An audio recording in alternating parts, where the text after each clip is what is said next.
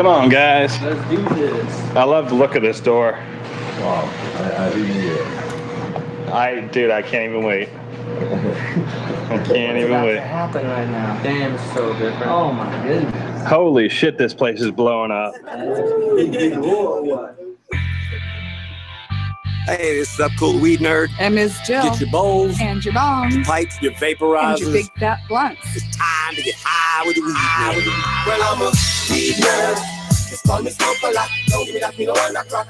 Now we no study that. Weed nerd, nothing but the high grade. So won't you come my way? So won't you come my way? Weed nerd. It's called me smoke a lot. Don't give me that, me no one that crack. Now we no study that. Weed nerd, nothing but the high grade. Smoke a lot of herb, smoke a lot of herb. Come on, weed nerds, let's all get down to that old school sound with that K-Lou pound. Put seeds in the ground, tilling up the dirt. Shovel in my hand and I'm putting in work. Weed nerd, connoisseur, growing the killer.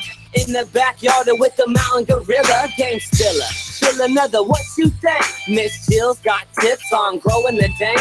Cheese plate, Aldo, Indo funky. Time wreck hash laced in my blunt seat. Skunky, smelly, space bomb sticky. Stepped in the dough, got the whole team with me. Iggy Pops, my city's hot. Ukiah, California, got the green on lock.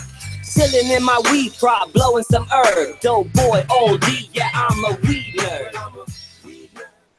Well, that's right. We are fucking weed nerds. You can bet on it. Because me and Jill wake up in the morning talking about weed, and we go to bed at night talking about weed. I think it's Weed. right? That's just their thing. I have some nice oily time rack here. Smashes up real good in that rosin press. Yeah. Oh, and that cherry pie. You want to tell everybody about that? We're going to talk all about the cherry pie. We've been playing with rosin today all day long. What else you got? The Loco? This is some Loco. Ooh, let me pull it back so I can get a better view of it. It's very blue with very red hairs, and it is the cut from Mendo Dope and from TGA Heroes of the Farm. And we just created a new cross with Mendo Dope, and the new cross is called Mendo Dope. That's very confusing. And the strain is Locomotion for the mom. 3 hashtags. Yeah, it's awesome. And I got to tell you real quick, she is gassing over. So she made, one second, tell the story. Got to stay on track. Everybody hang tight. So Jill has been making butter for me a long time. And Jill's cookies will knock your dick in the dirt. So even if you don't have one. Even if you don't have one. So step one is every time she puts up a picture of this stuff, everybody says online, you got to decarbonate the weed. You got to decarbonate the weed. Well, she puts the weed in a crock pot for an hour and a half. A big pot. Yeah, I slow simmer it, and then I cook the cookies. So we do a thread online, and there's like 40 responses whether you do need to decarb or don't need to decarb. But she made it, and she's made some butter that is so stinky every time she opens the refrigerator. She's like, oh my God, it stinks. See the face? But the point of this little rant is she's always made like a pound of weed to like a little half cup of butter. Well, here's the situation. I used between I think it was right at 8 ounces this time of Locomotion trim and microbuds, and I only used 2 cups of butter, which is 4 cubes. So I expected to pull back a full cup because there's always loss. It's hard to squeeze out the last of it from the product because it's so hot, and you have to do it while it's hot, otherwise it sets up and gets hard. So anyways, the butter this time was really soft, and I only pulled back a half a cup. And blue. So it was blue. Very blue-green. And last time I made butter, I used 5 ounces and 2 cups of butter, and I pulled back a cup and a third. So much better return last time, and I believe that I oversaturated the butter, made it too many parts per million, I guess, not allowing. Because it will only saturate so much. Exactly, and I'm having to set it in the fridge to make it more solid so I can bake. So more butter next time to half pound. Oh, definitely. Okay. Awesome. So that's what's going on in the kitchen. I want to welcome everybody on the panel tonight. Just get everybody warmed up. We've got a pretty good show tonight. We're going to switch from, we've got Sway or Alpine alternative. I've actually been in his grow rooms. They're pretty amazing. And we're going to talk about some stripping process, how he gets that many clones ready to fill a giant room. Then we're going to switch over and we're going to talk to Jeremy with Build-A-Soil. So Jeremy, and I'm just going to go give him the biggest plug I can give right now. Dude, since you've come on our show and been involved with the GrowTube Roundtable and everything, like when me and Jill need to order something, we type build the. Like there ain't no other fucking store that exists, bro. You walk over to the computer and you go build, and then everything comes up and we order. Well, we get more cover crop last week and whatever, silica, whatever. So he's the man with the plan to talk about soil amendments and different products like that. Very heavy on the organic side. And last but not least, lights is in the house tonight. Dan has built some custom lights for TGA. We've loaded 2 4-foot cob rails into the breeding room. I was telling Dan before the show started, the way they hung, they hang kind of that way because the way we hung them. So we've got a 1,000-watt light with 2 4-foot cobs on the side for Jilly's new breeding room. It is so bright you literally need shades. And then, as an also exciting, we've got 2 of the 2-foot rails hung in our, we call it the pre-breeding area. It's, you'll go ahead and tell the pre-breeding area. Well, we have a room and it's not completely square. So the end of the room where the lights, or excuse me, where the door is and the CO2 sits and such, is where I put my breeding moms because they have several weeks. They need to be flowered before they get introduced to the male in the breeding room because we like to put the male in first so that I don't have to keep picking his balls and so that he can go ahead and I'm a ball crusher. So anyways, damn baby, rip those babies off. And so anyways, we can't bring those ladies back in, so they do end up staying in the breeding room to finish out at that point. But then at that point we kill the male off. So yep. I want to see how it turns out, how the buds turn out before I start putting private smoke under there. Okay. So I want to kick it real quick tonight to a couple of our producers tonight. First off, we want to kick it to the main man, Minnesota Nice. If you guys know, he doesn't get enough props. So, I kind of created the show, the WeedNerd thing, whatever. And then some people come along. Some people have come. Some people have gone. Not everybody's still with us.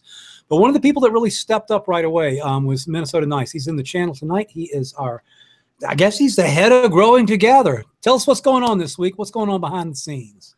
What's up, Weed Nerds? What's up, cool, Miss Jill? Happy to be here with everybody. Hey. Thank you.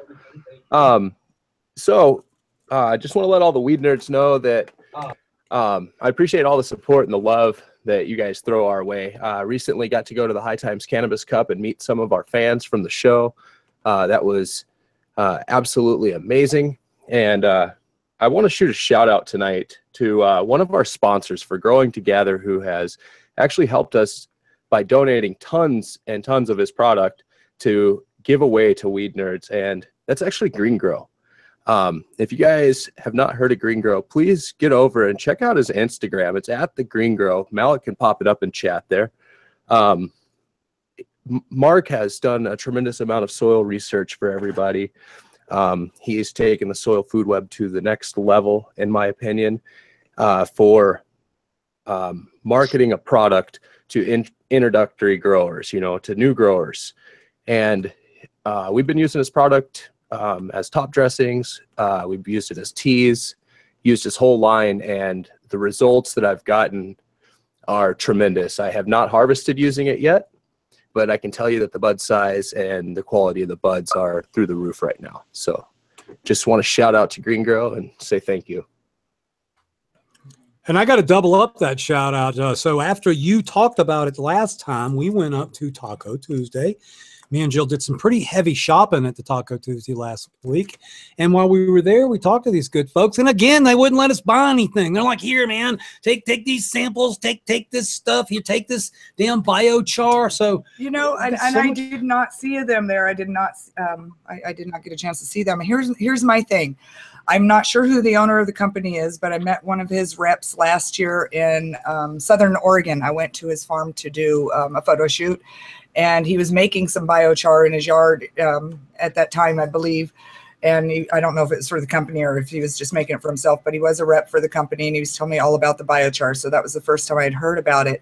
And he also gave me this mint plant that he told me was from the drummer of Grateful Dead or from someone, and he wanted to pass it out to as many people as possible. So I have this little mint plant. It's growing and doing great, but I do not remember his name. And I was hoping maybe through word of mouth, through the internet, social media, we can get some word out to him and he can drop by and say hello. That's awesome story. Awesome.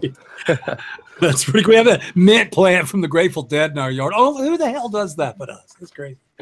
I want to kick it over real quick to Malik. So Malik, if you guys don't know, is the super mod.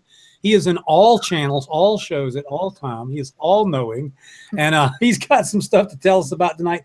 He's going to tell us about the charities that we have tonight. Hey, what's up, everybody? Super happy to be here. What's up, panel? I'm going to tell you a little bit about growing together, and we're working with baby Jada. She's a 10-year-old girl that has vanishing white matter disease. And Expert Joints, Craig, he did a series on her recently, and he's helping raise money with her.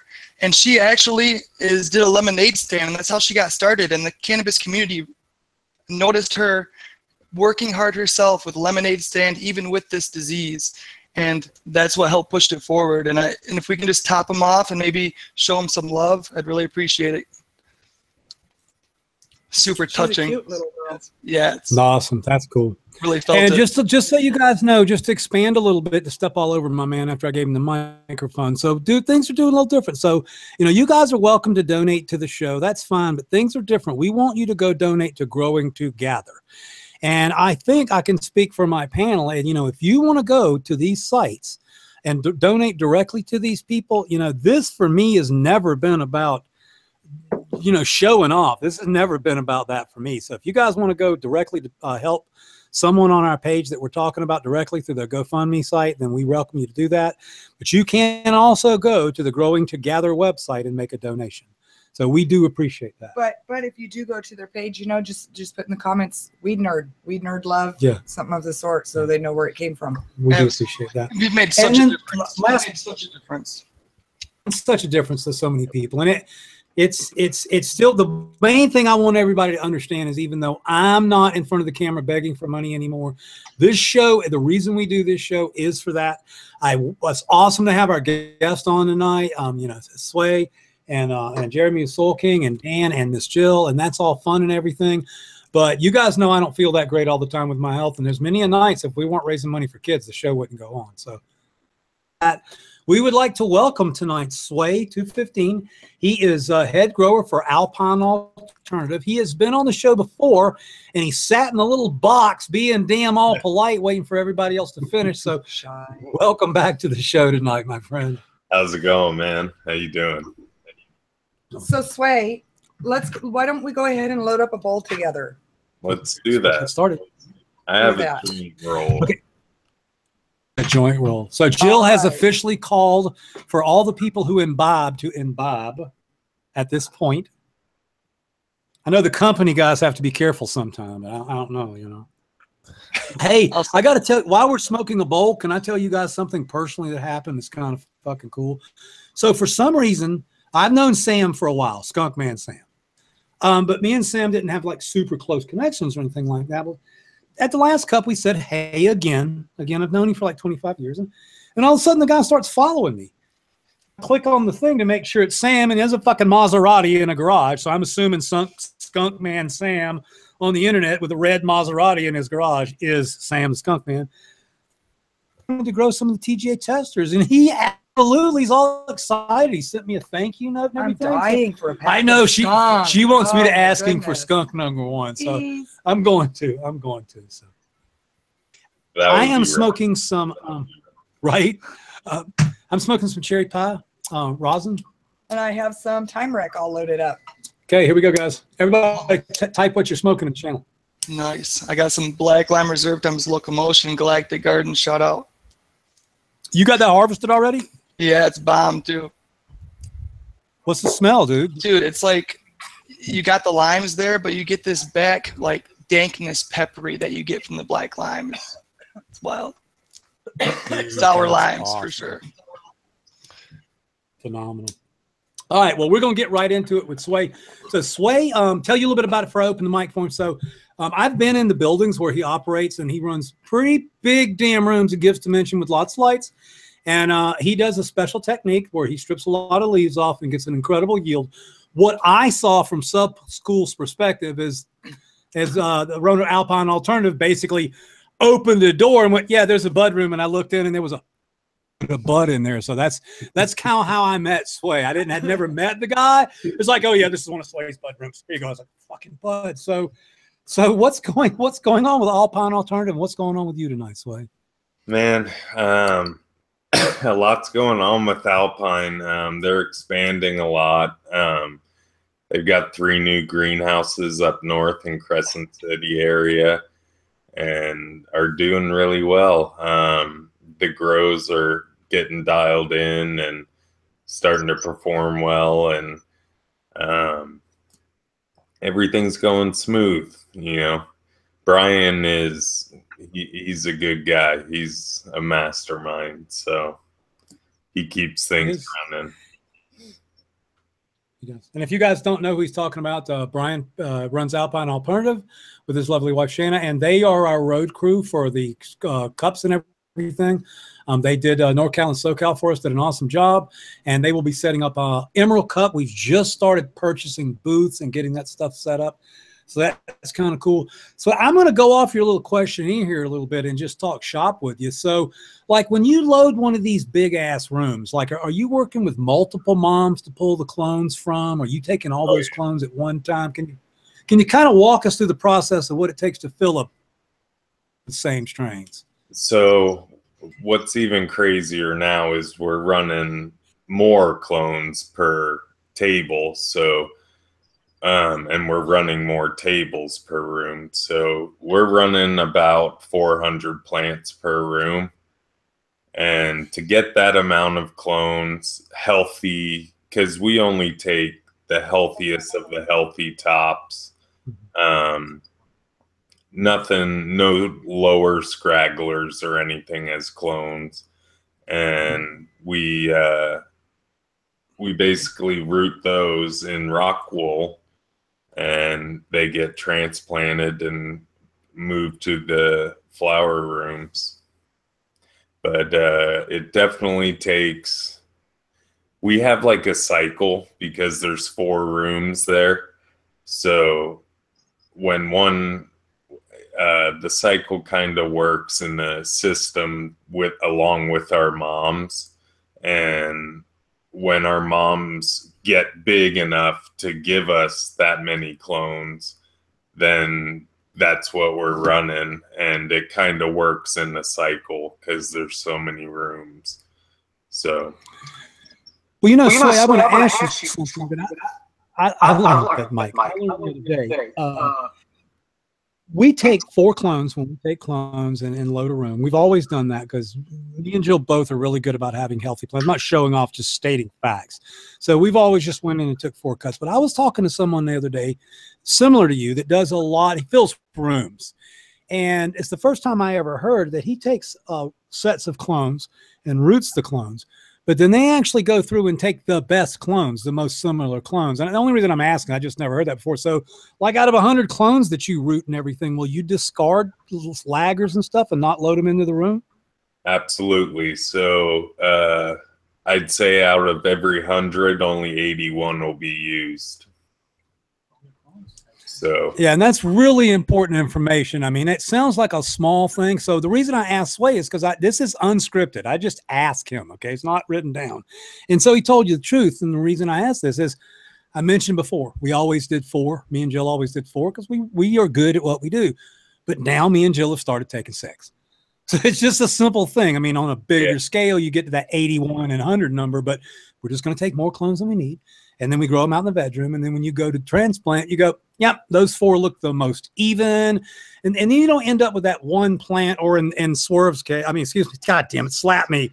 In Sway's case, 18 fucking plants that you didn't want. And that wouldn't be something that we wanted to work with in commercial growing. And then when you get into, can I ask you what's the most clones you've had to take at one time for a room? You know, the most clones we take are for the greenhouses, and those are the largest clone orders. But anywhere, hundreds? Oh yeah, yeah, most definitely hundreds, probably 400. I know we have a 600 order coming up, so. But yeah, it's just. Man, it's all about cycling your moms and restarting your genetics and keeping what because we're limited on space. Obviously, I have over 100 strains, and having those all as big moms is going to take a hell of a lot of room and be quite expensive to light and all that stuff. So we cycle our moms, and we keep what we're not running always in clone form, and they'll grow up a little bit, and then we'll cut clones off of them and restart it again.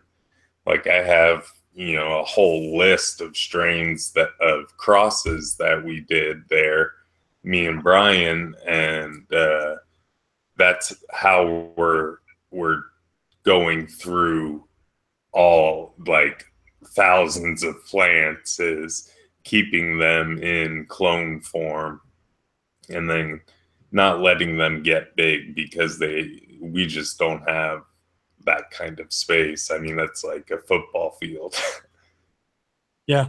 Well, it's funny that you say that. A little insight. Me and Jill get to see a lot of crazy stuff. And I'm not going to mention the grower because the technique's a little different.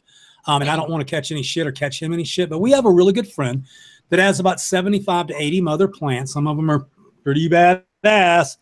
And he keeps them in 6-inch pots and under a bunch of fluorescent lights. And I mean, if you go in there, you are, as a grower like myself or Jill, we are just appalled. They look like shit. They're all grown together and I'll root them. But what they do is when they need, like you said, when they need that plant, they take it, they transplant it, they get it healthy, and it works for them. And he's able to keep like 80 plants under a damn light. You do the same thing. You just don't let them go as far. Exactly. So I have to do mine about every 2 months. I take new ones and actually transplant them, even if I've not used them. So I had under a T5. I like that. Now they're just kind of on the floor in the corner of the room. But under the 1,000 on the side. Yeah, I got just off on the side. But now in the bedroom. But I keep them all in 1 gallon. So I let them grow to about this big, and then they start kind of overlapping each other because we really just don't have room for them. So I just keep them cut back small. And so in your case, Sway, so we're kind of doing the same thing. I'm trying to get a real mental picture and bring it to the nerds so they can understand. But the main difference is this mother plant that you're talking about. Now you let it get big as shit, and you take a lot of clones. Am I reading this right? Yeah, and we do about 6 moms of each strain to get that number of cuts, of top-notch healthy cuts, because we only cut the tops. So, we train the moms a lot and get them to grow as many tops as they can, and we'll cut a good sized plant will probably give us about 120 cuts. So that's how. So do you prefer to do those in soil or hydro? We keep them in cocoa, which is a soilless medium. Okay, because definitely I noticed in a bubbler bucket the plants produce way more amount of clones than a soil plant will. Yeah. Yeah, and Sway grows that magic shit that you guys grow in, and I'm making a little joke, but not much. So I come from one which is a pretty good sized pot with some good soil in it. We grow a big plant, and I've been in Sway's room. He's got these little containers with a little bit of cocoa in them. It's got a little feeder line in there, and I mean buds galore. So we're not going to spend a ton on this because we talked about it on the Grow Tube Roundtable, but both Grandmaster level and Sway both do something called stripping. It's foreign to me and Jill because of the way we've grown all of our life, but I've seen the results in it, and what I see is rooms full of it. So tell us a little bit about when you do it and the theory behind it, if you don't mind. So the theory behind it is basically if you're flipping a plant and it's completely stripped, then after that, it's just going to grow flowers. So right when you flip, the day that you're flipping, you'll strip the plant. And, you can go as far as stripping each major branch to one node, just the top node. And you flip that, and you'll be amazed by the results. All it does from then on is grow bud, and It's just stripping them that hard is really hard to wrap your brain around, but it does work.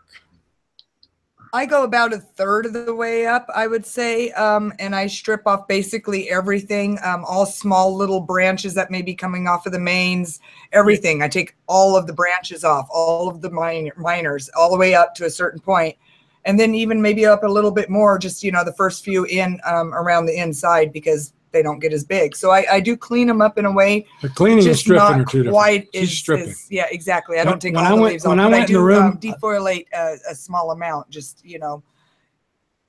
Yes, just definitely not as deep as you do, but I can definitely see that there would be a good benefit to that when you're running such a large room, because you're not blocking light from all the lowers. It's easier for us because we're on a smaller level.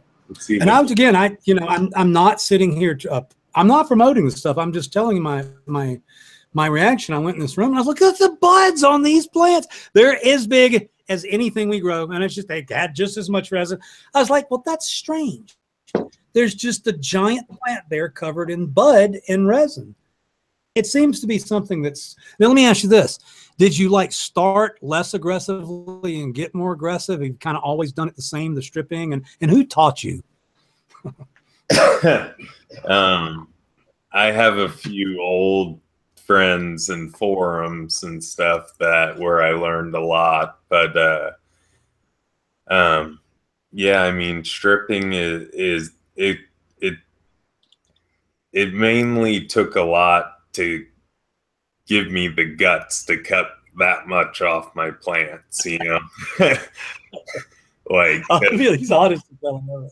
The last thing you want to do is cut everything off your plants, and stripping them that hard to a one node is a technique that it works.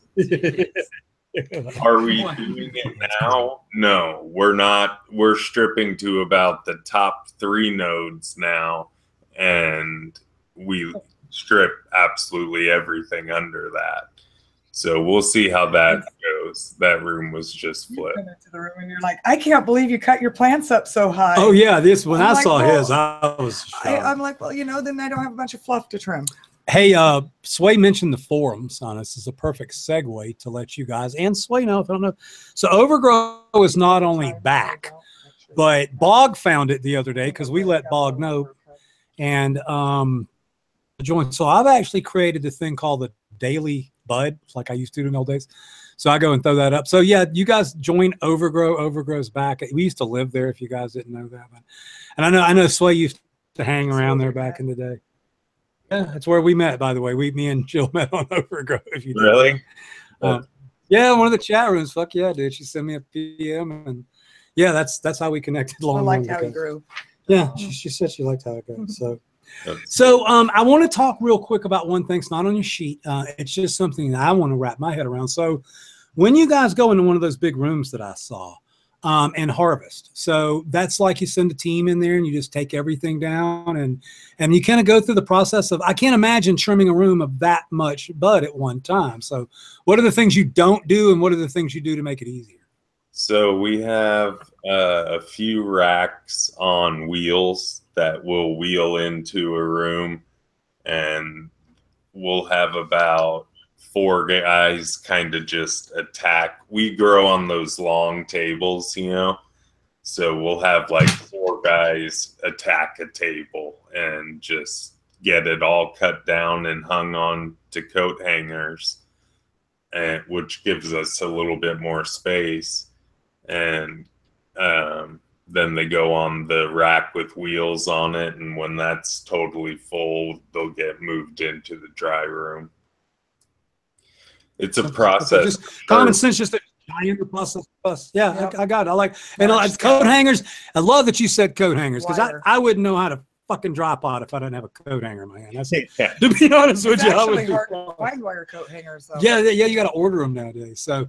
Well, awesome. Well, we're going to hear more from Sway. If you'll hang out, I know you have questions on the No Questions Too Stupid. I keep wanting to call it 20 questions, but it's No Question Too Stupid. And I do want to kick it back real quick to Minnesota Nice. He is going to tell us about the weekly contest. And at the same time, I'm going to see if Miss Jill will dig in her bag over there and see what she got the other day from Taco Tuesday. What did you get? Tell us about the contest we got going, Minnesota Nice. Yeah, WeedNerd. So we have a Gleam giveaway going this week. What we're prepared to raffle off is a Book of Dank 2.0 that's going to be signed by Sub Cool. He's graciously put one of those up for grabs. And then we also have a couple of T-shirts that were donated from Green Shock Farms, who was on a few weeks back.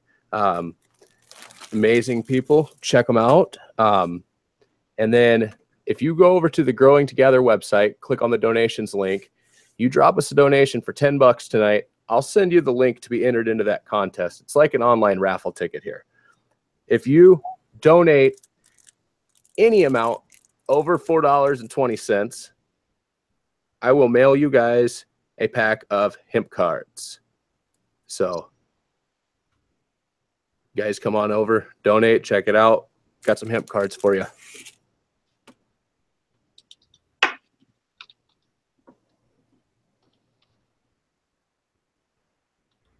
Oh, you're muted, Subby. Sub, I think you're muted. Or he walked away. It's Yeah, okay. So, but anyways, anyone who wants to know what's going on with Growing Together right now, we are aiming to help Jada right now. Recently, she was featured on Expert Joints channel, did a massive fundraiser for her. She's a 10-year-old girl. She went through a traumatic accident, actually, in her physical education class at school where she collided with another girl. And because of this collision, she had a grand mal seizure, from my understanding, and actually went into a coma for a couple of days. And took her 3 months to learn how to walk again. And, you know, for any child, this is totally unfair. And right now, her family is turning to the cannabis community for love, support, compassion. And we want to be here to deliver that. And Expert Joints did, like I said, did a huge fundraiser, tons of donations. We want to just keep going. We don't want to stop at the goal. Like, we can go over the top with this. You guys jump on over there, donate to us. We'll make sure that she gets all the proceeds from tonight's show, and hopefully it helps her out and her family out. It's really amazing. And Scott's doing better too. That one that got hit in the face with the log, so he's doing a lot better too. He got out of the hospital and got stitched up. But I think we might have lost Sub, but we can just carry on. Normally, I was gonna jump over to Dan from Timber and ask you, dude, I got one of those 300-watt Veros rocking in my room right now, and how fast are those Veros flying off the shelf? They're becoming really popular. The light you got is, I would have to say, at least our second bestseller right now. The Veros are really good. They're really efficient, and they $1 per watt purchase price. They are really rocking it compared to the others. And so we're seeing a lot of interest. We're seeing a lot of people digging into those, the 400, the 600, the 200 watt, even the new color temps. People are starting to show interest and dip their feet in the pond, if you will. The color temps, remind me exactly about those again. Yeah. So most growers using cobs are familiar with 3,500 Kelvin, and what that is it's a good warm white light. It's got a good amount of red in it, and it's got a good amount of blue. Red being more for the flowering responses, and your blue spectra being more for your veg growth. So variations on that. It uses a Kelvin scale, which is a measurement of the color temperature, and it usually goes from about 3,000 to 4,000 or 5,000.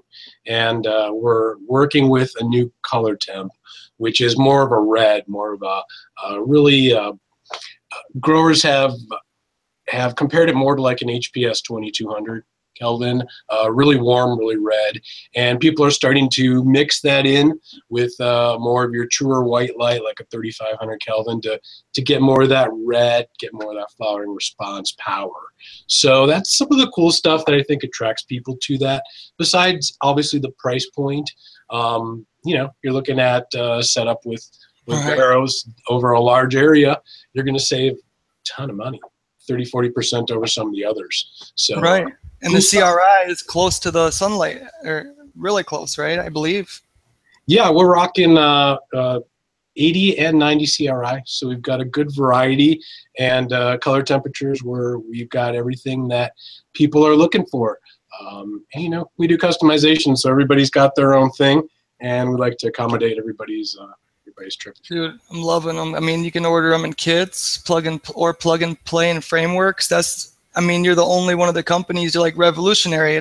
You're the man that's doing it first, like, or, you know, the only guy doing it like that, right? I appreciate it. We try to be innovative.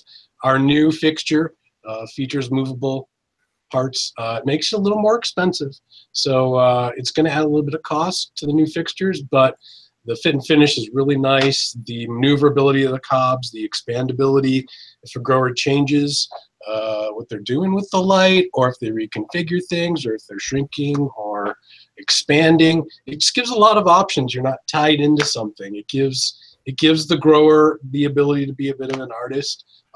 Sub mentioned earlier, he has got a couple of our lights going, and he has them hanging kind of at an angle. So you know, these, because they can do that, they're really interesting in how people are using them in conjunction with other lights, and it's pretty fun to watch. It's neat to see folks that have been doing this for a long time, like Jill and Sub, and how it's going to work out, and what are the good, and what are the things that can be improved. So we're really looking forward to that kind of science and see what happens.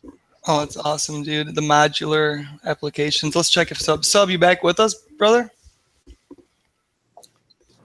He might have dropped out. I don't think he's back with us, and I think the chat said that the camera is stuck on my screen, so I'm trying to do some really tricky AV stuff here with the camera. Cool. Let's jump it over to Jeremy. Yeah. Jeremy, man, I see you got grow tents on the site now. Like, you're offering a lot more than soil, and I mean, you guys are rocking over there. Tell us about your Malibu compost and your like soil recipe that you have, and what's up? What's going on, dude? What's up, man? Yeah, I appreciate it. We're trying to offer, you know, we have a little bit of a retail store here, and we're also, for the first time, offering product for wholesale to all the different grow shops. So the main goal, at first and foremost, is to get a lot of these products from within the community or that are already quality out there in an easier way to the consumer. Because when I first started growing organic or no-till soil, in fact, when I was looking for the super soil recipe, it was a pain in the ass to get every ingredient locally here. And so shipping it around everywhere. And so that's the same thing as far as the grow tents, everything else. We're just seeking out products that we actually use personally. And the grow tent we just started carrying, I think a lot of people are using. It's pretty much got a great reputation. It's the Gorilla tent. Right, the Gorilla grow tents exclusively. Yeah, it was cool. We set one up, and we're actually going to start growing here in the Build a Soil retail store. We're going to do a side-by-side testing right in the store. We're throwing up a ceramic metal halide in the Gorilla tent, and then every few months we'll have a new side-by-side that we're going to document every day. And when I set up that tent, I hung on there just like they did in the video, and I did some pull-ups, and I was like, man, it's definitely a really strong one. And so I'm more excited than ever. We just got those in, and I'm getting to do what I like to do here at work and actually demonstrate it every day. And so I think we're going to start that next week. So that's what we're doing here. Like you said, how hard it was in the beginning to source out all that stuff. I mean, I can only imagine. I don't know how it was. I'm so new.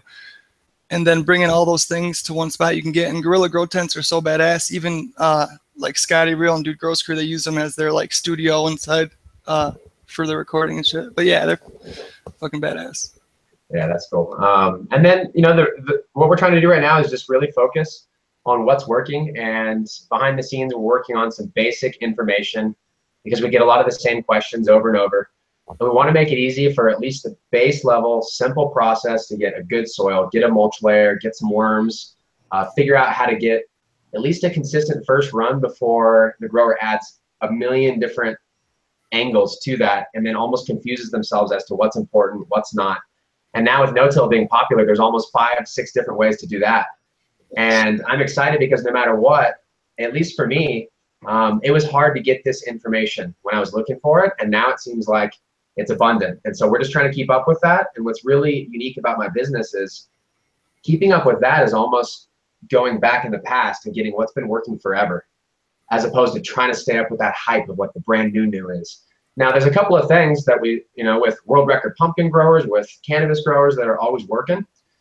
And we're interested in those new products, but usually it's a little bit more absorbability. It's a new amino acid, or it's a new fulvic, or whatever we hear on the market. And so right now, just going through a lot of products that are being brought to our attention and putting it through that process that a lot of no-till growers go through. What's really in it? Who makes it? Is it safe? Is it good for the environment? And so I think that's a lot of the process, is instead of being totally organic, it's, is it good? Is it good for everyone? And so if you check out buildasoil.com, and if you have any questions about the products, that's where the rubber meets the road. And we're here to help. It's me a lot of times, or our crew that's on the question board. So. Oh, and it comes so fast. I ordered some castings, guys. I was gonna because I'm only using Pro Mix now, so I called Jeremy. I was like, yo, I think I need the hookup. And then anyway, so I'm gonna put castings in Pro Mix and rock it like that. Cool. That's awesome. Yeah. In fact, I think that it does come pretty quick, but I believe in this case, AJ, who works in the shipping department, he grabbed that and hooked it up real fast. So same thing. If you're ordering, just put a little note or whatever. We want to take care of you guys. So thank you guys so much for hosting the show while we were gone. A few technical difficulties over there, but that's okay. That was cool. It stayed on though. We were running downstairs, unplugging routers and shit. Sid's typing commands. Anyway, thank you guys. Wow, you guys, I do need somebody to chime in and chat and just let me know, is the camera still stuck on my pretty face over here? That was awesome. No, I think so yeah, Jeremy, we will for sure make sure. But yeah, we love. I will also tell you something. These guys give really good service. You guys know how busy we are and everything. So I'll log on the website, hit the send button. And I swear to God, the last time it seems like whatever we ordered with cover crop, it seems like it was the next day. So. Yeah, within a day or two. Yes, definitely. It was quick. We're starting to get so better. After all of that excitement, I think it's time to have another session real quick. Bring me back up to speed, Minnesota Nice. Where are we at on the show? We're burning. Yeah, we were just chatting up with Jeremy right now. He was telling us about his new grow tents. He was just letting us know that they were going to be doing some side-by-sides and in their shop and, rocking out that way. Right now, let's see here. He was about to tell, we were about to ask him actually about soil testing services on your website. And how does that work? And do you guys offer anything like that at all? Well, we do. It's been kind of a tough subject in the sense that during busy season is usually where we get all the soil tests coming in. And they take me a lot of time because I know that people take this information and they run with it, and it can affect their season. And so I'm going to start working on educating people to do this on their own. There's really some basics that are simple.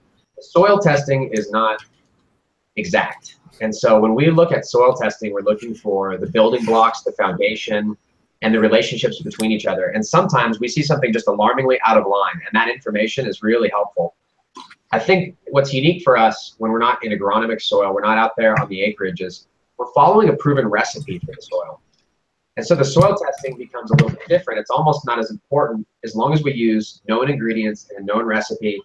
There may not be as much of a reason to send it to the lab, but now that we're doing commercial scale grows, no-till, and they're doing back-to-back harvests, we're really interested in the data. And so we've got a number of places that are on large-scale greenhouses doing testing at every step of the process, multiple different ways, so that we can actually see how that soil goes. And when they're doing top dressing and teas and they're following good protocol, we're seeing improvement in the soil over time. And it's really, really interesting to see that backed up by the tests instead of just visually with the plants.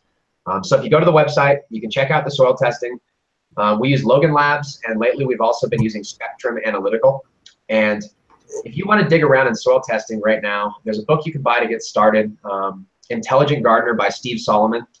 And he's in Australia right now. He's a great guy. And there's people that have taken that further. And the difference is that with our potting soils, they weigh a lot less than the actual soil that's out there in the field. And so a lot of these places are actually asking them to weigh the soil, compare the differences to a real soil test. And so this potting soil for no-till for cannabis is changing every day. And I like to just do a basic soil test, read up on that. Once you get there, you'll see further. But if you have some specific questions, I can go over it with you. With us, you either send your sample to the lab and just send me that Excel spreadsheet, and we can go over it together. We have a fee for it because I get a little busy. But if you see it on the show and you got a soil test, just email it to me, to us at support@buildasoil.com, and I'll take a peek at it and we can work on that together. Awesome. So for you nerds tuning in, we talked about it on the other show, and of course crashed. So back here, mine's in place. So Build a Soil actually makes something, and I'm gonna let Jeremy correct me after I mess this up. They make a couple of different products that are akin to a super soil charge pack. So a little bit of review. I had a partner at one time who, without our consent or backing, made a charge pack and sent it out to the world, and everybody used it. Some people got good results, some people didn't. We still get requests for this thing, which is kind of why I'm going to this. So you actually sell a product that someone can buy and add to a base soil and create a super or a concentrated soil. Can you kind of tell us about that? Yeah, so last time we did the show, someone had asked if it would be possible to throw that together and maybe mention it on the show. And so we did, and since then, I haven't spoken to you about it, so we've never talked about it, never advertised it. I think we've had one person inquire because we're kind of keeping it hidden unless you search for it. And I wanted to get your blessing first because it's not your exact recipe. And the way that we do it is we started going through each ingredient, and there's certain ones we just don't offer here for various political reasons, for our all about that. There's so many things, and that's why I love growing, is you can do it many different ways. So we put this kit together, and the reason more than one way to skin a cow. Yeah, there are. The reason we put this kit together is really you were my insight into starting organic growing. I started with the with the super soil, with Subcool's recipe. And then from there, just like every other grower that comes and every other generation and every other thing that we want to add our own to it, we want to learn more. And so at that time I was on IC Mag, I was in the no-till threads, and they were just going crazy about all these different ways of permaculture, and it just blew my mind. At that point, it was so new to me. And so it evolved. Now, coming back full circle, since the last show, we put that together. I was hoping to talk to you about it, maybe get your blessing, and behind the scenes, make sure the ingredients are right, and talk about maybe donating a portion of those proceeds to a charity or maybe to the Growing Together. And that way there would be an actual reason to put this together and offer it out there. Otherwise, without your blessing, I would just take it down and do what we do best, and that's just the typical, no-till recipes. So yours is a non-bat guano, non-bone meal type of recipe. Is that correct? Yeah, it's correct. And so so you could just maybe label yours as a vegetarian or vegan version of Subcool Super Soil. Potentially, yeah, and I would never do that without your blessing. But one of the things that I was thinking is running some of the ingredient alternatives by you, and some of them may not be vegan, but they may be something that you already have experience with, and you may say that's not going to work. I would never want somebody to misrepresent that as what might be a super soil. And if we're really clear about that, I think that a lot of people might do their own, get their own blood meal, add that, and those are easy ingredients to get. Where the rest of it in combination would be very easy to get to their door and try. Because for me, when I was looking to build super soil, I'd go to my local gardening store, and unless they were on board, which my local one wasn't at that time, they had one of the ingredients. And ordering them, because it was only a few bucks, I mean, organic's affordable.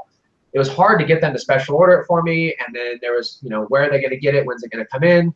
I'd go to the gardening store. So I figured we'll just throw it all together. I'll actually have my guy weigh every ingredient, and I want them to get the experience of mixing it all together instead of just trusting that it's been done right. And I think it'll work really well. Yeah, no, I like it. And, from my perspective, we will talk off cam, but from my perspective, we get so many requests for super soil amendments, and I don't sell soil. I came up with a recipe many years ago in a magazine article that I follow, and I've changed it a few. Jill uses the same recipe now. Real similar. Very similar. Yeah, hers has changed. And so, as long as we're providing a product that works, absolutely I'm going to get behind it, because to this day, what you said. Now, here locally, we have a couple of shops that, I'll go in. Monster Gardens they actually have all the stuff that me and Jill use on a shelf. So if you go in there, you got it. But I remember when I was in Canada one time, in middle of winter in Winnipeg, and There ain't no super soil ingredients, okay? It's just not the way it works. So yeah, and you don't want if to we can provide something for you. I don't want to take shortcuts, and that I will tell you sometimes, and it's happened to me. So I'm running around. I've got 9 of the 10 damn things I need for super soil.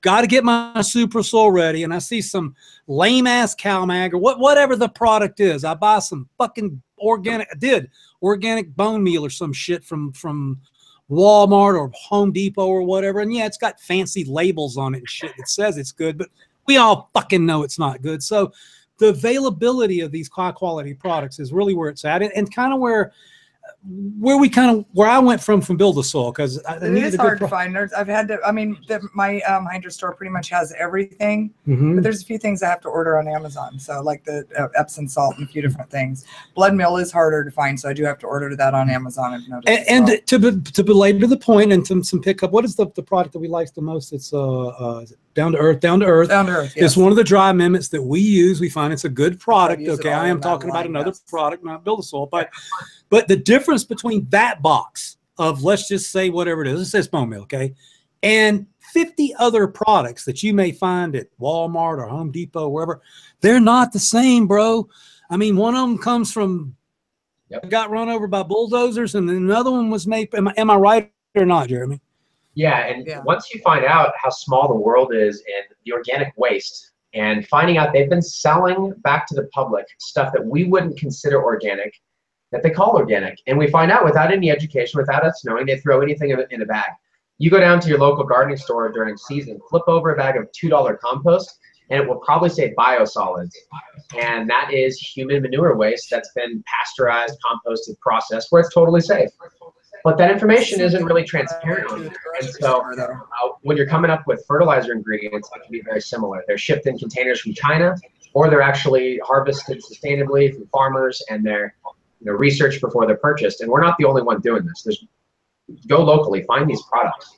If you can't do that, go to Build a Soil, and you can ask us all the questions. We send stuff to labs. We're trying to be transparent with every single thing we do so that you can find some trust. So basically, and I really appreciate that, because he said exactly, I was going to ask him if it's okay. He said, it's, again, if you're going to use some of the ingredients that I use on my recipe, the bone meal and the blood meal, stuff like that, make sure you're sourcing the highest quality ingredients you can. Yeah. Don't be buying the $2 stuff in the unmarked bag, because you can bet it's torture. You're feeding your plants torture. And I'm not the biggest karma nut in the world, but I do believe that's probably not a good thing to try to do what we do with bad juju. No, I've ordered several products from Build a Soil as well, even in Oregon, and they came very quick. And yeah, so awesome. So I want to talk a little bit. Go ahead, buddy. Sorry. I was going to say amino acids. If you're not using the blood meal, the most available organic nitrogen is the free amino acids that are the easiest absorbable. And a lot of the big plant growers have been using foliar sprays of a pure protein dry that we carry. There's soy aminos, a few different things that you might find locally. And that's helped because, as you know, the blood meal, you've always said, is an important ingredient to getting that power. And that's something we've kind of been able to play with. So I just wanted to mention that. So we've got a big ass bag of soy amino powder up there that we use for therapy for a mix that a friend of ours uses. So that's the building proteins that come from bone meal. So I can actually start supplementing just a little bit of that kind of a. If you think about it from like a lift from like bodybuilding, you think of a protein and amino acids as building blocks, and your plants use them for utilizing a lot of the other nutrients. And so amino acids form together in a chain, makes, I think it's polypeptide, and then from there it goes up to a chain of those, and that makes a whole protein chain. And so in organics, the complaint was always it takes a long time for stuff to break down for it to become available.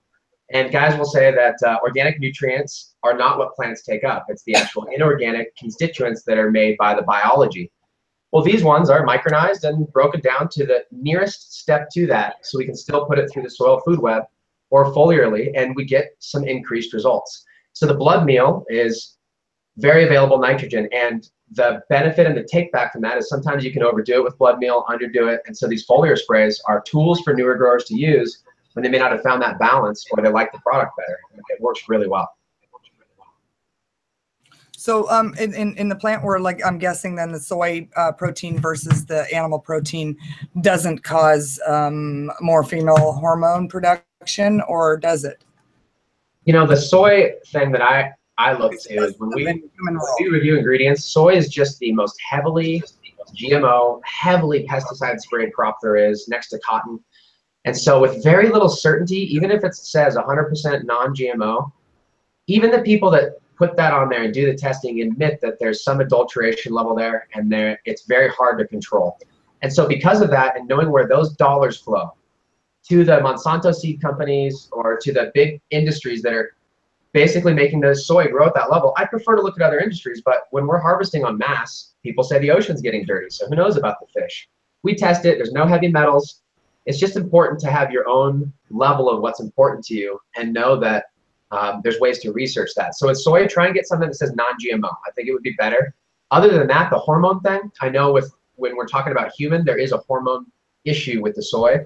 I don't believe that translates when we're talking to the plants, and it's usually not an issue. But I've even used hemp protein that you get at the health food store in my garden. And so you can use some of these health food products. The drawback is they're very expensive. We can get, you know, organic gardening products usually for a lot better price. So I wanted to get really specific now on the outdoor charity garden. We touched on it a minute ago. So where we're at right now, we have 4 400s. We're on an auto drip. We're at 27 gallons a day. And then we have 6 150s as well. They're on about 18 gallons a day. Then we're using our rain controller to turn the water off during the week, and so we can apply teas. Now, are fading slightly. A little bit of background, we use Soil King soil with dry amendments, many of them from Build a Soil. Kind of worked it into the top with our fingers, lots of crab meal and some alfalfa meal and some other different things. And now we're using teas, and I just want to go over again what we're doing. So we're using an extreme tea that makes 55 gallons, but we actually use 2 bags. So we brew it up in a 5-gallon bucket the night before, and then we pour it in a 55-gallon bucket. And then we are adding into that a full line of Blue Planet Organics, because our plants are lacking a little bit, so we like feeding them. And the specific question I want to ask you was silica. So we got the silicas. We understand that the way I understand it is you really can't overdose in silica. But if you are lacking in silica, you have a huge problem. And silica is responsible for stem support and structure and everything. Well, and even in this room knows this, but we had a situation one time when I grew outdoors that the lower limbs were they snapped off so easily. They were just like, almost like a flip. Remember that? They were almost like celery. They would just go snap. And I was like, what the fuck? And I'm thinking that we had something off. So I want you to just tell us a little bit about using the silica that we got from Build a Soil, because what we're doing now, we mix it up with water and we add it into our tea. And I would like to know if you prefer the powder or if you prefer the liquid solution, or which one do you have? So tell us about the importance of that. Silica, absolutely important. In fact, there's a couple ways to go. It's actually a point of contention within the no-till community about how you get the silica. And if you want to go somewhere and say, hey, are you really organic? Do you use AgSil 16H? It's a potassium silicate. And so at the root of this argument, which I'll get this in silica right away, but at the root of this is there are some dirty silicas made from some bad products out there chemically. The AgSil is made from sand. They use potassium hydroxide to extract it. Under the organic approval, there's a number of organic products that use potassium hydroxide extracted, like seaweed extract and others, and they're approved. And so a lot of times you got to pick your own rules.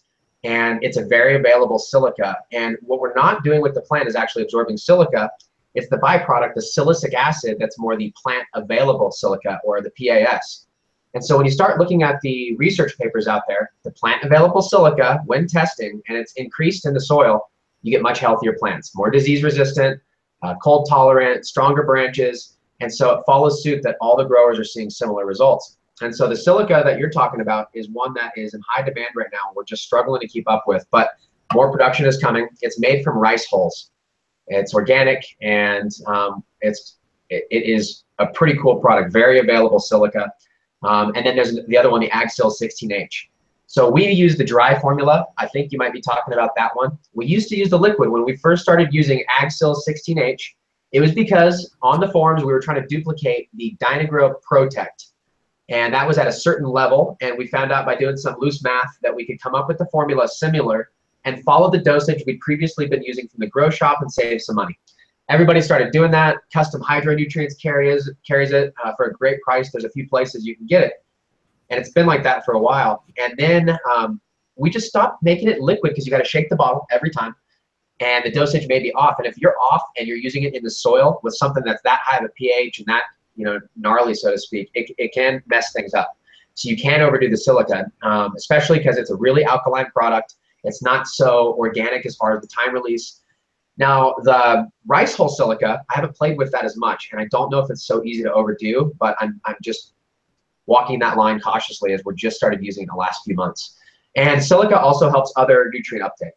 And so the other thing I want to mention, when you mentioned branches that we're breaking, is you also want to take into consideration micronutrients. I see a lot of growers looking at soil testing, never looking at micronutrients, never paying attention.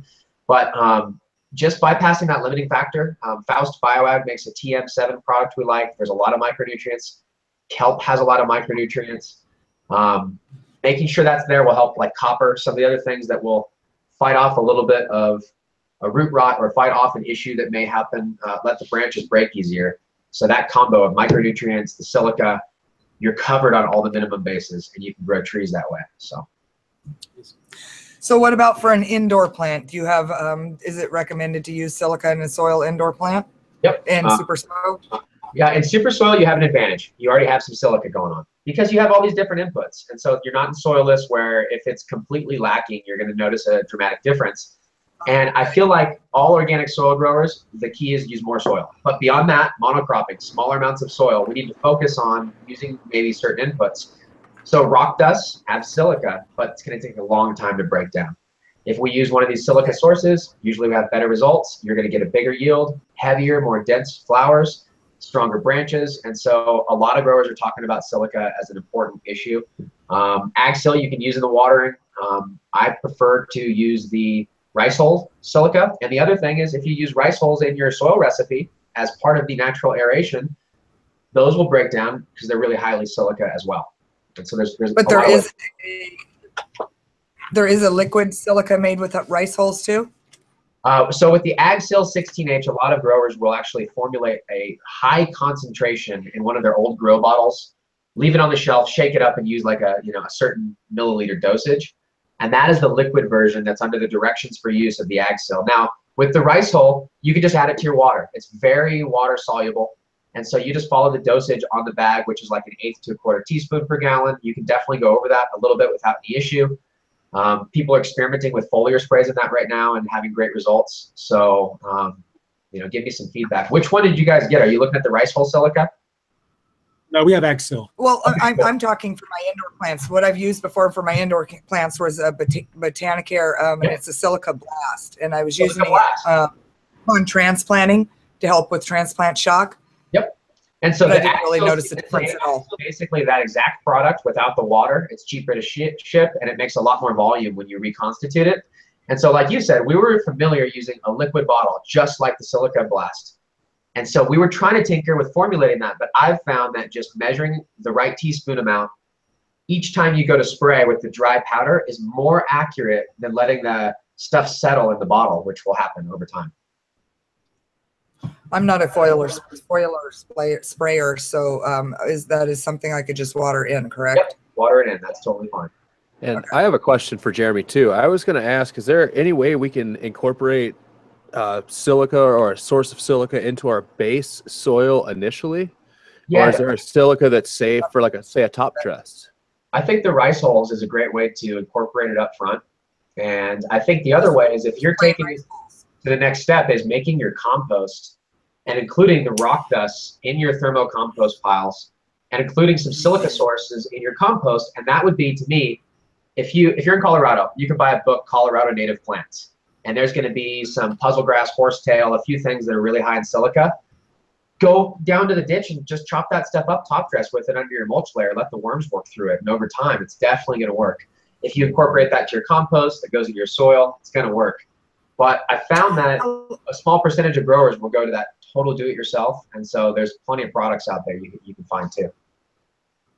How long does the rock dust take to break down then? Takes a long time. In a highly biological soil, we'll notice even larger chunks of basalt completely disappearing. And so I find it hard to believe that it takes as long as most people would think, especially when the worms are exuding these enzymes and there's all this biological activity going on. But certainly when we're not just growing a vegetable garden and we have these big plants in smaller containers and we're really pushing them to their max, I feel like making sure we have that silica is a great insurance policy, especially because it makes it harder for pests to eat into the plant, makes the cell wall stronger. And so I think that's why we've always carried a silica product in one shape or another. Awesome. So we are running just a little bit behind. I'm telling this to Minnesota Nice and Malik that I'm aware of this, but we are good, incredible information being laid down here by Jeremy. So we're going to continue just to go a little bit past. I've got a couple of questions that I want to talk about, and Jill alluded to one. So I'm just going to be super honest here. I've completely missed the foliar boat for 40 fucking years. When I was on Overgrow, if you asked me about foliar feeding, I would say it clawed up your stomata and don't do it. I'm intelligent enough now to know that people that know how to grow extremely good cannabis do. So if I was going to go out there in this incredible heat we're having, good advice, because it's 106 degrees in the garden today. Like, it is sufferable. I said, Sid, you want to go out and fence the plants for money, for cash? He's like, fuck that. I'll go in the basement and squish ash, man. It's hot. So I am considering some foliar feeding because our good friends Mendo don't do it, and we know it works. But I'm just completely don't even know where to start. So if I were to go out and feed, I'm assuming I would do it early in the morning so we can get everything dried off. If you would walk a virgin foliar feed sprayer through, maybe that's true. You've seen our garden on the internet. What would you recommend for a first timer? All right, I've got a couple recommendations, and so foliar feeding. I'd like you to think about it like this too. There's already bacteria and things in the air that are going to be foliar feeding your plants for you. I mean, unless you have HEPA filters like insane inside your greenhouse, no matter what, even in our house, a lot of times our houses are dirtier than outside. And so you can outcompete and foliar spray what you might want as far as an IPM routine, keeping things clean. The other thing that people do is we have a product which we're looking at a couple other ones right now, but if you look at Pure Protein Dry on our website, it is a freeze-dried fish hydrolysate. And so normally, the fish hydrolysate liquid, it works great for organic gardening, but it uses phosphoric acid to stabilize it. This stuff is micronized and it's amino acid rich, and it's got a high nitrogen number that I don't want it to scare you. And if you just go take a tablespoon of that per gallon on a plant that's 5-6 feet tall already and really pushing, and go out there in the morning and foliar spray once or twice a week, it will blow your mind at the results that you can get. Dramatic differences, adding a couple inches more of growth per day. And when you're really pushing it to that level, growing trees, we're just all trying to divide cells as much as possible. And so we're looking at lowering the energy required for that plant to do its job, because everything takes energy. We only have so many units of day and heat and light. And so we're trying to work against that if we're really trying to go big. And so I was talking to the owner of a product that we carry, Rootwise, which is a microbial product, and he makes an enzyme that goes with that. He's always used those products to lower the energy required, have the soil food web deliver the nutrients, and then foliar with this Pure Protein Dry and similar products to really make sure that we're always bypassing that limiting factor. And when you're growing a tree coming into flower, all these hormonal changes that are going to be happening, foliar spraying does work. And I'm like you guys, I never did foliar spraying very much because I grow organically to keep it simple. Water the plants with good soil, you can go off and enjoy your weekend. You don't have to micromanage. But when you're really trying to push things, there are things that really do work, even with organic products. And that Pure Protein Dry at buildasoil.com, take a look. I'll send you guys some if you haven't foliar before. It's really interesting. So.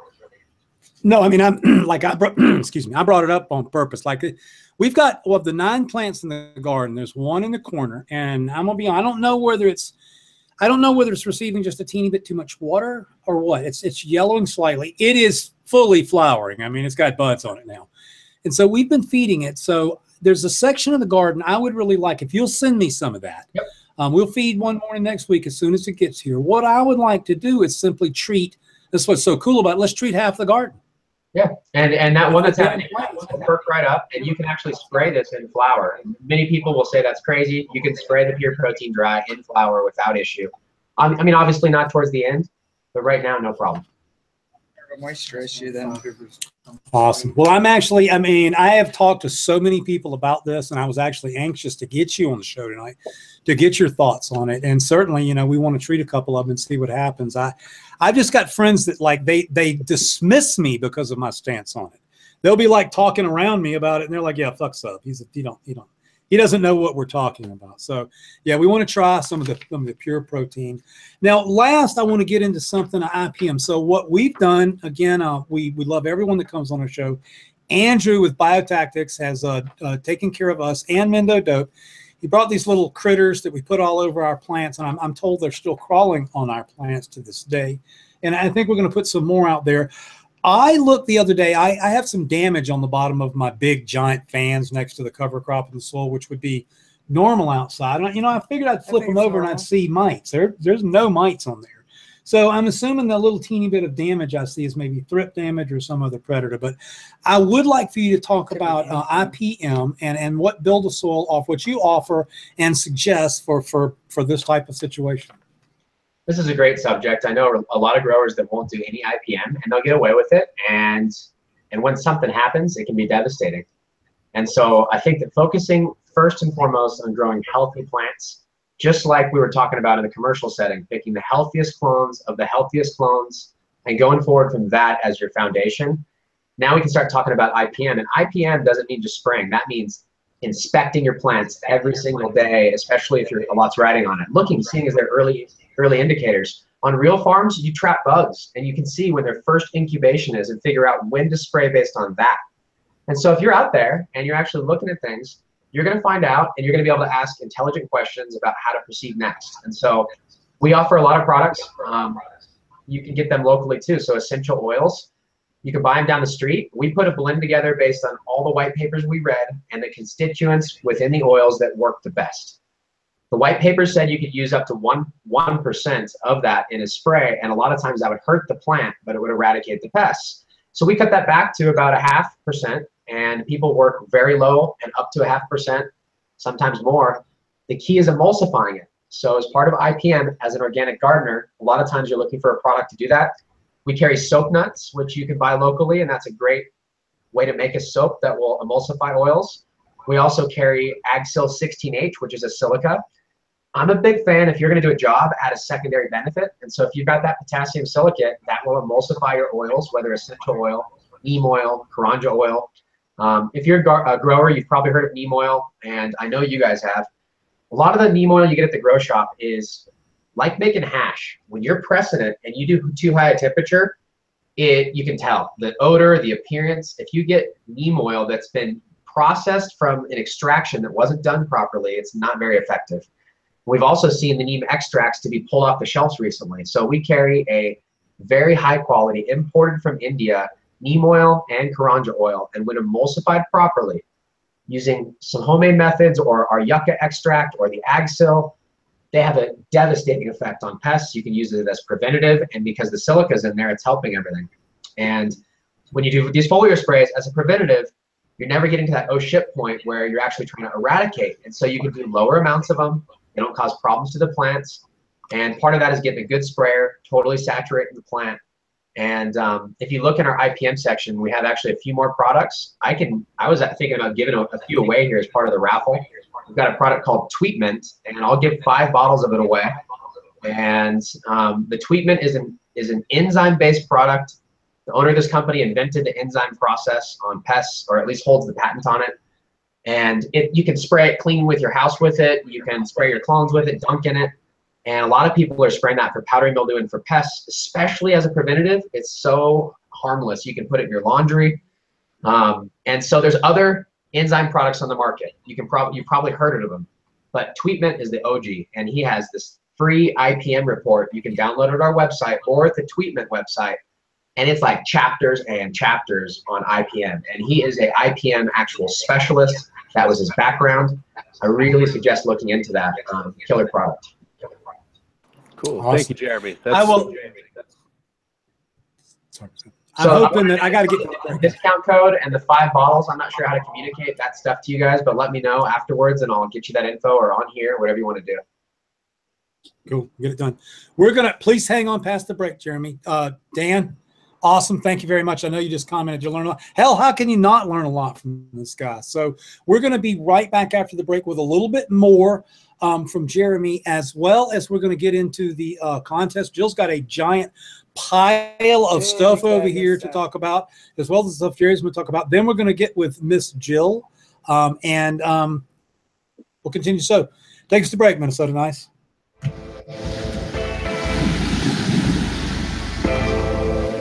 Mendo dope.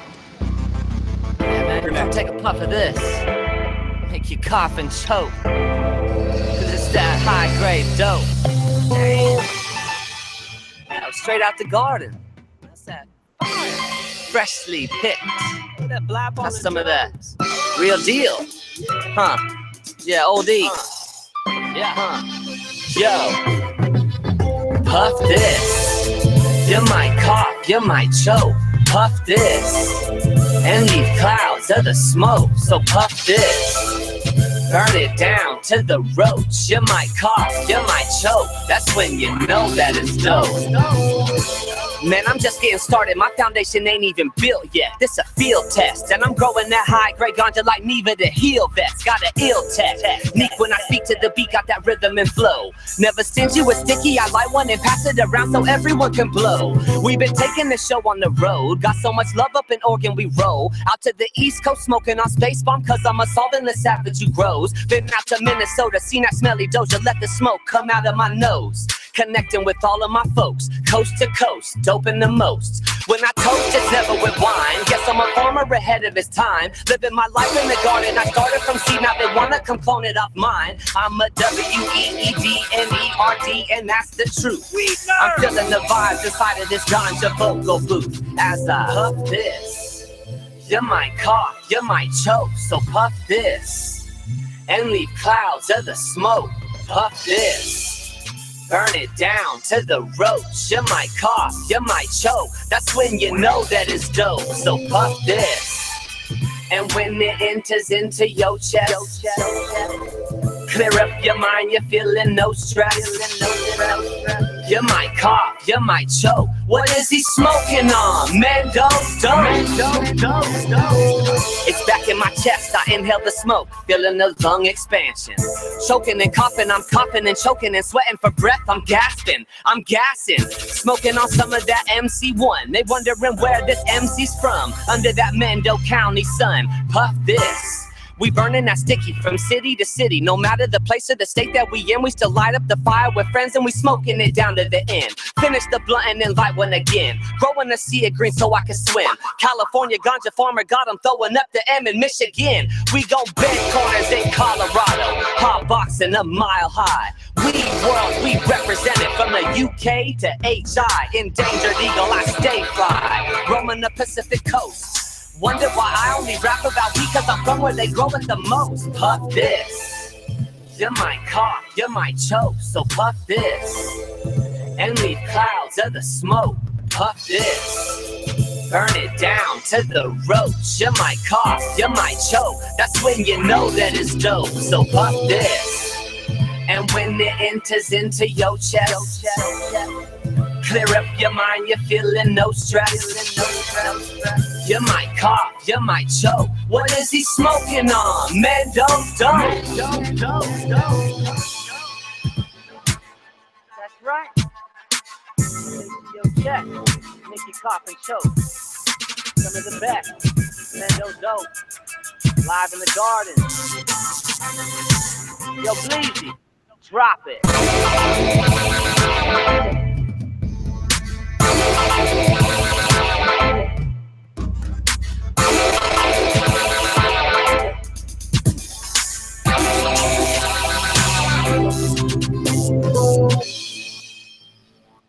It's even more unstoppable. That's fucking nuts. Fino's the one. And then the Super Cindy Dairy Queen. Yep, Super Cindy Dairy Queen. Really super sativa-ish. I bet she stinks. She does. She does. Woo! Woo! Of course, that's the brand new joint from Mendo Dope from their trip from Hawaii. Looks like the boys had a hell of a time out there, and Of course, I love my little cameo appearance in their little booth in California, Yellow WeedNerd. It looks like I'm there with them.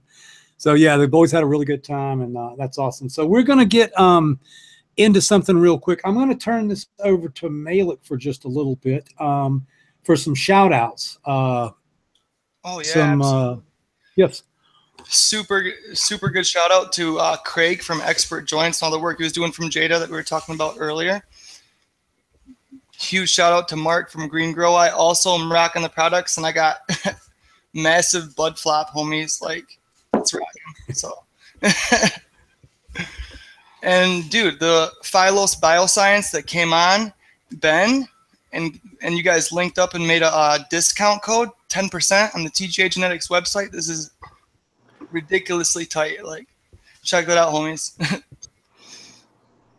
And then let me look. If you guys don't know, yeah, if you guys don't know, you can click through the TGA website now and get a discount on Phylos Bioscience Services, which is genetic testing as well as testing for sex. You can send in your seedlings. I believe they told us they could just pull the codlin leaves and send them in, and bam, male, female. So if you guys got, say 1,000 plants out there and y'all need to know, new shit has come to light. Yeah. I mean, you know what I like about the Phylos? I like the fact that, all these growers who are worried about plant counts and everything now, you don't have to worry about popping fem seeds. Just pop a regular pack, take a little clipping right away, send it into Phylos, get your results emailed to you, and you know which ones are your females. It takes growing to a new level for some of you guys. Dude, that's a killer. I hadn't even thought of that angle. 1,000 times a week I have to deal with people not understanding that even before Phylos, you can germinate 10 seeds. And by day 40 or so, you would know what the females are. But hell, nowadays, you can find out by day 8 or 10. And so it literally will revolutionize. And if you are one of these people like me who are into breeding, who want to learn some stuff. So now we're able to take 6 female plants, find out what is CBD, what is THC, what is CBG, what is the A. And this is going to make a big deal, especially for us. So if you haven't understood the connotation, so in the old days, we just made stuff and then we let you guys test it, which is what we still do.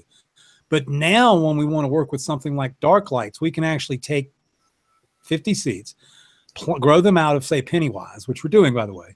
And then we test the Pennywise males, and we're able to draw the highest percentage CBD male. This is shaving years off of what me and Jill have been doing for 3 decades. So pretty cool stuff. And yeah, I'm working for them or not, I'm just excited. So we're gonna get into some questions with Miss Jill first, but and Malik, you have to pay attention here. I'm gonna make you work. You got to pay attention. No problem. So Jill is fixing to sell Jill went around at Taco Tuesday and just mass collected shit from everybody. One of my favorite is from the what's the bag guy's name? Why am I being so stupid right now? Smelly proof bags.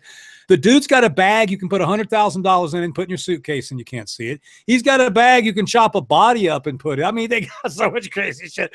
So we took some of the crazy bags and we put everything they own in, as well as lots of other different things that Jill's fixing to tell you about. So she gathered a lot of products. We're going to put together a couple of prize packs for you guys on the show. The boys will put it together for you guys. But Jill, show them what all you got. Well, and tell them about the companies. The deal. I just got some cookies in the oven for subs. So make sure you help me remember. They'll be going off in about 8 minutes here. So anyways, we should load up a quick bong hit, pipe hit. These are the deadly. So this is a ½ pound in a half a cup of butter cookies. You can literally smell it. So it's a ½ pound of cookie. So it's like an ounce per fucking cookie or some shit. So here we go. All right, show them what you got, baby. It sure looks green. Anyways, what I've got right now is a bong hit. So right now we're all gonna partake. Okay. So. Okay, good. I've got some of this lemon G terp sugar that picked up at the Michigan Cannabis Cup. I believe this took was this 3rd place, Malik? Oh man, it was fire. I don't remember, but it was great. Yeah, I believe it took 3rd place for best concentrate. Ridiculous lemons on this. That's awesome. Very good. Very good. I was laughing a little bit at Jill. She hates when I laugh at her too. I was laughing at her a little bit. We were talking about, see, I was talking about terp sauce and terp sauce and all this shit, and she's like, and Jill's not into that. Okay, Jill's into bud, bongs. She'll smoke hash out of my pipe if I put it in there. She's smoking some rosin. She kind of gave me this. I'm there 4 fucking hours pressing shit. She's like, it's just who she is. She likes bud, and that, you know, I don't know. That's the way she's always been with that. What do you got?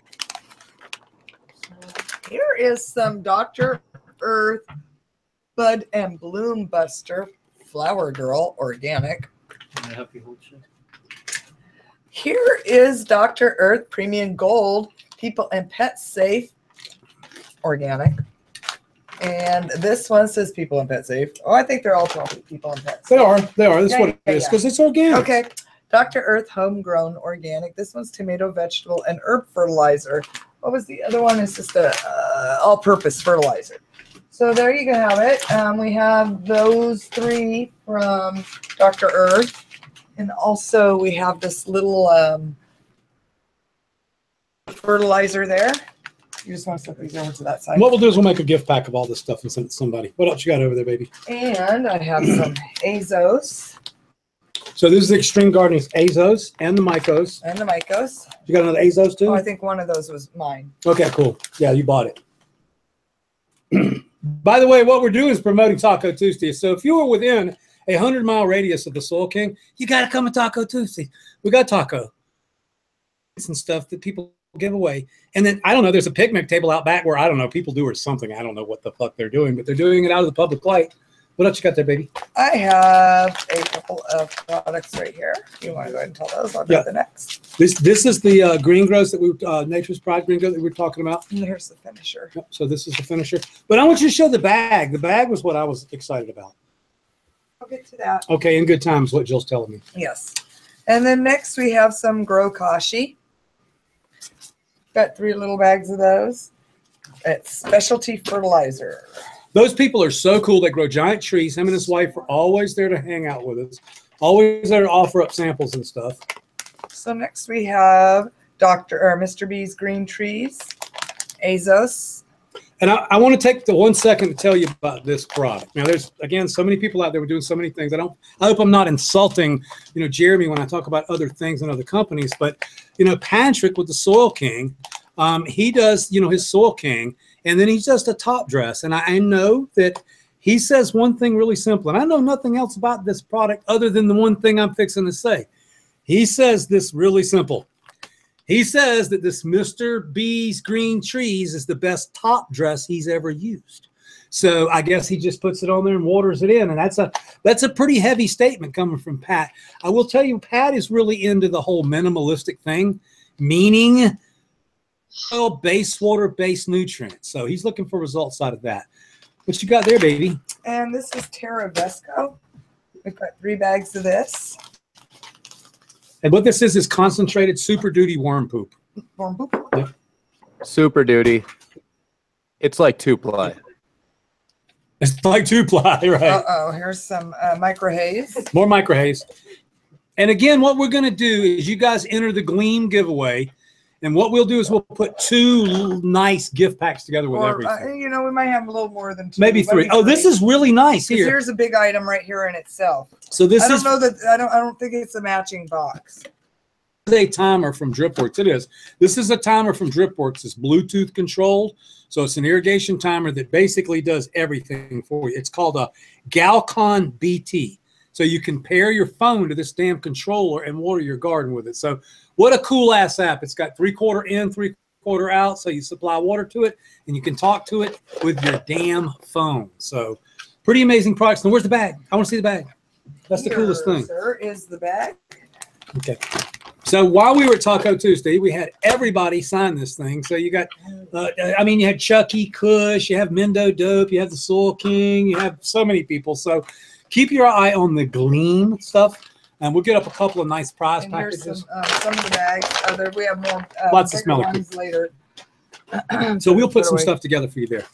Here also is from Soil King is a Soil King grinder, a Mendo Dope grinder, so you get all 3 in the series, GA grinder donated by Subcool and I.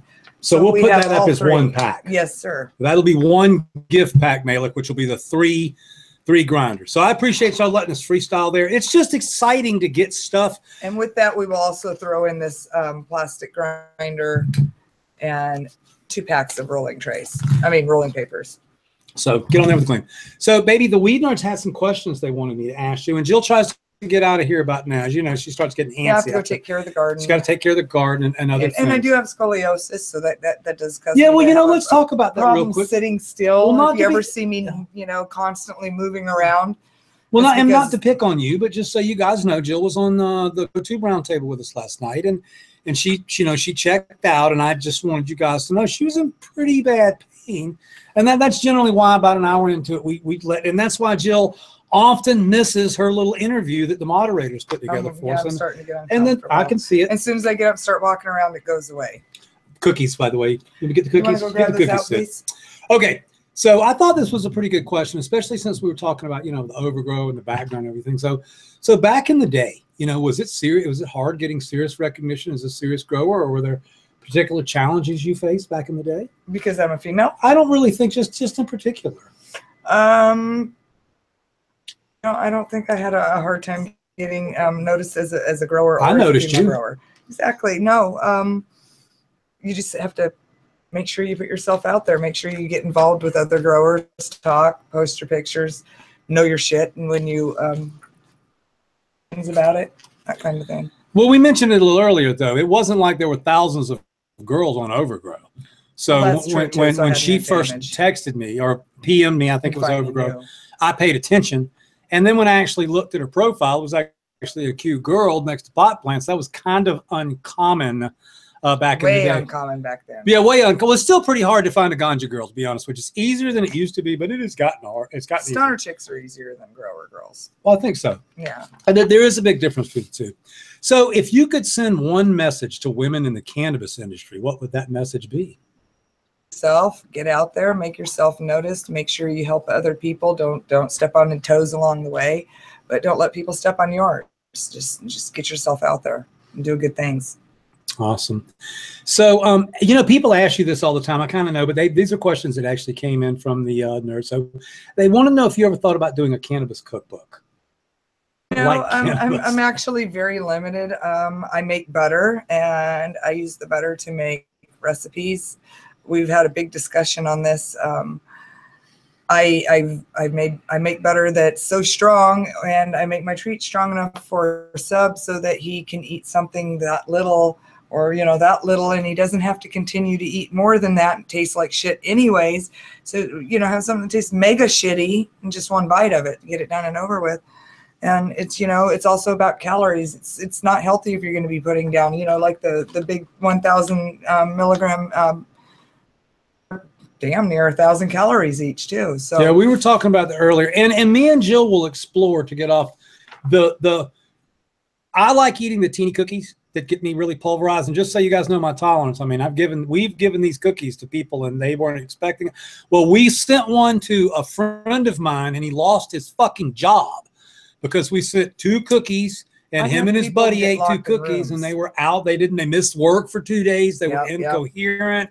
And I mean, it's not used to. My point of bragging about the cookies is I don't necessarily feel them because my tolerance is really high, but I like the smaller cookie because milligram brownies. Oh my God, you're eating something that's 1.5 inches thick by 6 by 4. It's got an enormous amount of calories, and I don't care how many pieces. Sid's behind me, okay?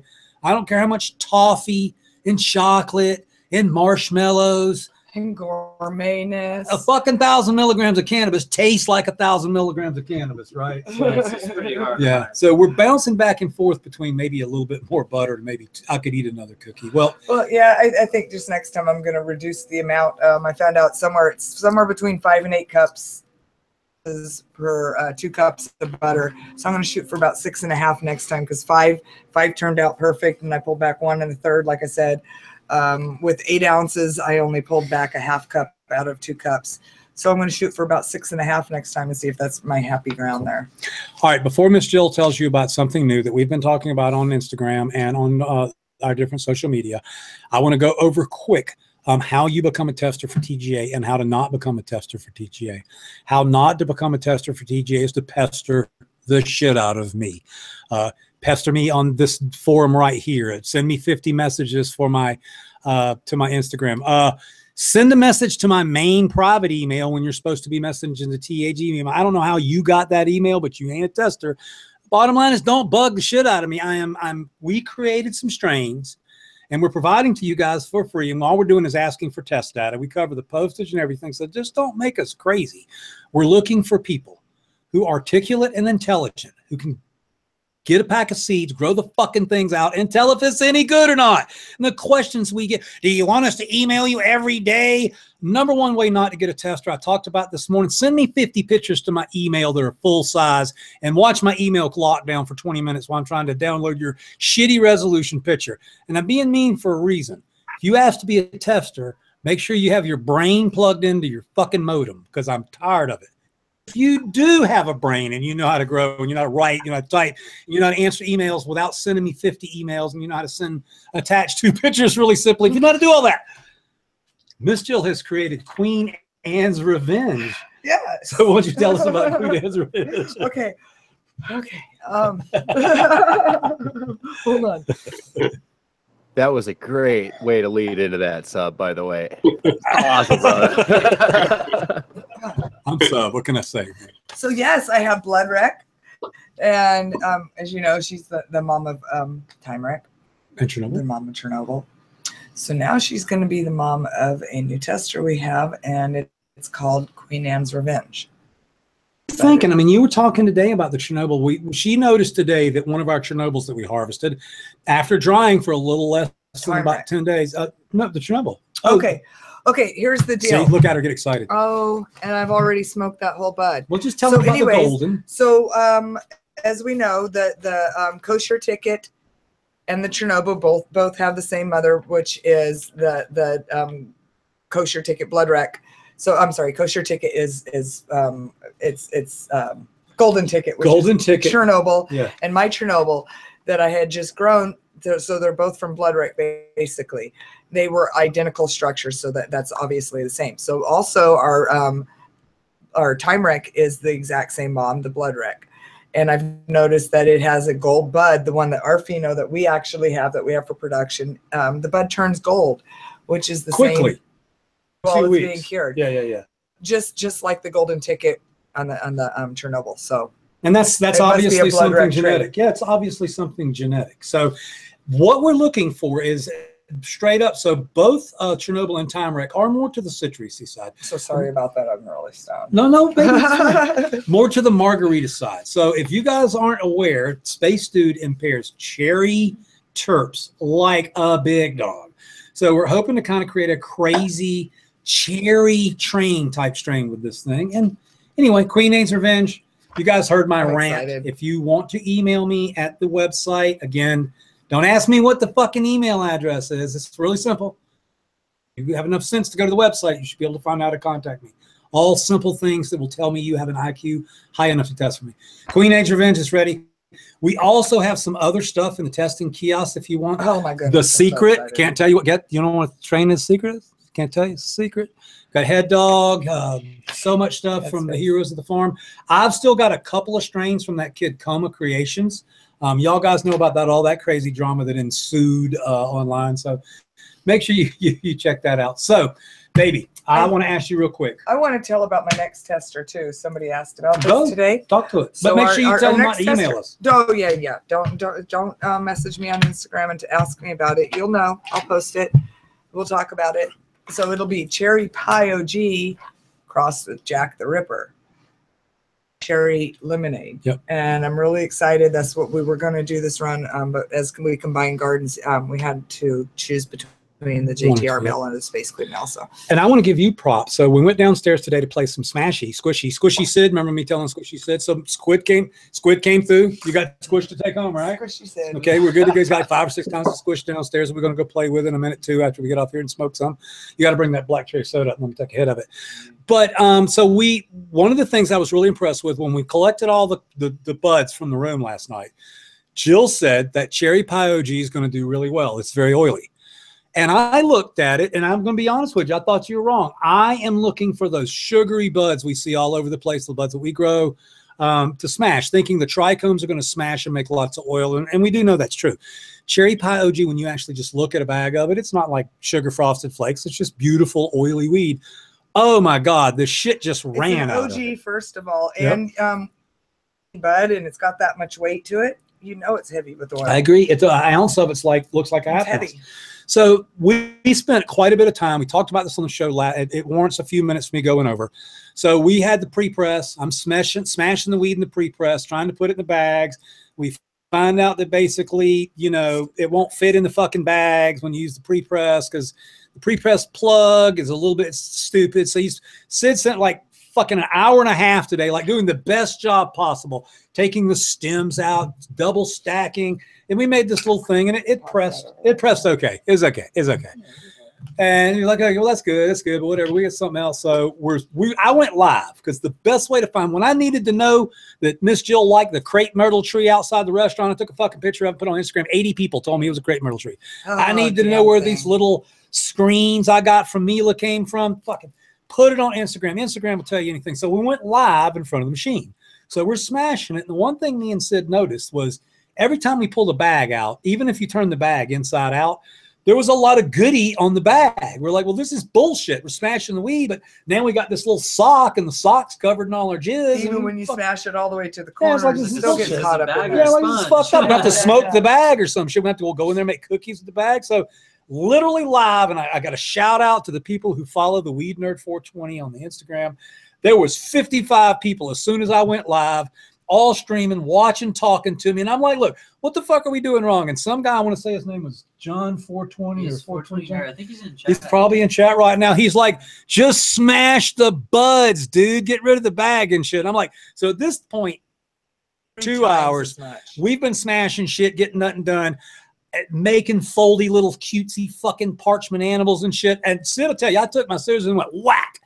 Threw the fucking thing in the machine, threw a quarter ounce of weed in there and smashed it. And we got more rosin than we have made to date. Yeah, to date. It was more than we've made to date in history.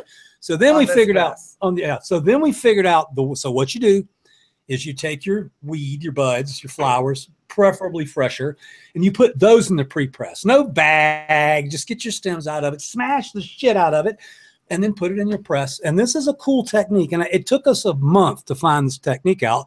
And that's why we're trying to tell it to us. So you want to warm it up to about 190, 200, and you want to smash it down, kind of smash it down and warm it up. And Sid described it like solder. So once the solder starts flowing, then you want to smash the shit out of it within the limitations of not pressing your parchment. Me and Sid are still working on not blowing out. It's not the bag. You can blow the fucking parchment out. There's nothing left, but it's just like shredded paper. So we're learning on that. That's all cool stuff. But this is the deal. Me and Sid were smashing up to about 5 minutes and getting some nice ooze. And what we learned is we're smashing way too long. So now we warm it up. We take it up about 2,500 PSI. As soon as we see it bubbling, it's on. Pressure it up to about 5,000 PSI. Then release. And I use a little tool like this. So what I did was I go in and you got that big piece of weed. You take the weed and you fold it up. You fold the weed up and then you bring the press right back down. Smash the shit out of it again. So the piece of puck of weed is already wet. It's hot. The resin's oozing like that solder that Sid talked about. So you quickly raise it up. Everything stays at temperature, but you fold it over on itself. Bag. Right. And then you bring it back down and squeeze it about a minute. We were squeezing in the 2 to 5 minute range. And now we're learning for pressure if you have it folded versus if and I see Sway's over there. I know he does some squishing. He's so these are the things that we learned. So you want to stay in the 180 to 200. Me and Sid really like that 190 range. You want to apply pressure to it. If you're using buds, fuck the bag. The bag's just, in my opinion, the bag's wasting time. Totally wasting product. You end up with a little bit of weed on the inner side that you don't have to worry about scraping. And then breathe, lots of pressure for short periods of times without blowouts. And then the next time we talk about the Sasquatch machine, we're actually going to talk about smashing hash. We've got a dry shift machine coming, but the main thing that I wanted to learn today, I'm feeling very happy about it, was, and one of the reasons it helped with Sid, because I just kind of hang out and kind of have Jill's input, my input. Sid spent a lot of time online reading and studying before he got here. And I am now confident that if I want to go downstairs to our seed processing counting room and grab some bud and smash me up some yummy looking rosin, I can. So that's really the end of the story. I mean, I just want to be able to go to my basement and make something super high quality like you'd find in a club, and that's what's up. Got it. Yeah. So that was kind of cool. And let's see, Jill, as I can see, packing her spinning out bong hit. But tell us just a little bit more about the garden. I can see your back hurts. So what's going on up top right now? Will you water tomorrow? I water tonight, actually. Oh, you're actually going. Oh, so she's fixing to take off the beautiful space dress, put on the pant. By the way, the pants are pretty sexy to me. The pants with a slit in the butt, and go up and it's not a slit. It's a rip. It's a rip. Be Miss Jill Grower. Yes. So yeah, we're looking pretty good up there. We're getting ready to harvest time wreck this week, and one in 2 weeks, a quadrant in 2 weeks. And the kosher tickets are looking fantastic. Like I said, one of them is identical to the Chernobyl seedlings I just ran. As you know, the koshers are seedlings as well as my Chernobyls are seedlings. And I also have a Pinot going for sub. Big, beautiful, bushy girl, big green leaves. That I'm going to smash. With some nice, beautiful top nugs that I'm going to take and jar. Oh, head stash for Jill? At least okay, a jar, head stash for just Jill. one jar at least. She grew it. I mean, she grew it. And then we also have the cute little show plant that I'm going to be bringing down here in just a little bit after I get headed up there. And it's just starting to flower. Oh, you'll bring my show plant down Your for the little second purple show? Afghani that we're just so not sure is purple Afghani. Yeah, no, it's not purple. Because here's the deal. It's not turning black yet. And my friend, I was like, oh, yeah, I'm so excited. He saw my my Instagram post about the purple Afghani. And he texted me. He's like, sister, I got bad news. He said, I think my worker fucked up. And he mixes you up. He said, so you've got something else? And I was like, well, you know, it was like 3 months ago because I had to put it in quarantine. He's like, you know, so it's about the right time. I was like, fuck. So there will be no mistaking because the purple Afghani has black buds. Not quite as black as Sirius black, more of a purple black, but it's in that range of black. So definitely it's still white, and it looks like it's probably about 3 weeks. And he has the other cut. We just have to go through the whole process. Go through the whole process again. Okay. All right. So it'll happen, but now we're in that. Oh, damn it. Damn it, Dodo. Well, that's okay. Well, you'll see the show plant later on. And other than that, I mentioned earlier, and we are fixing, he's been patiently waiting the whole time. I haven't seen him do 12 bong hits, so he's probably about to pull on his head out. Dan with Timber Grow Lights is in the house. We got the brand new timber lights hung in the breeding room and the bud room. So, I believe tomorrow night you're going to load the train blood Rex into the flower room. And so it'll be underneath the cobs. Be under the cobs, and I'm also going to put the male into the breeding room. He's still vegging right now, so he'll still have a week of veg for now at least. And I can definitely tell you. I'm still going to drop him in there so I can quit picking balls. I can definitely tell you, unless you tell me no.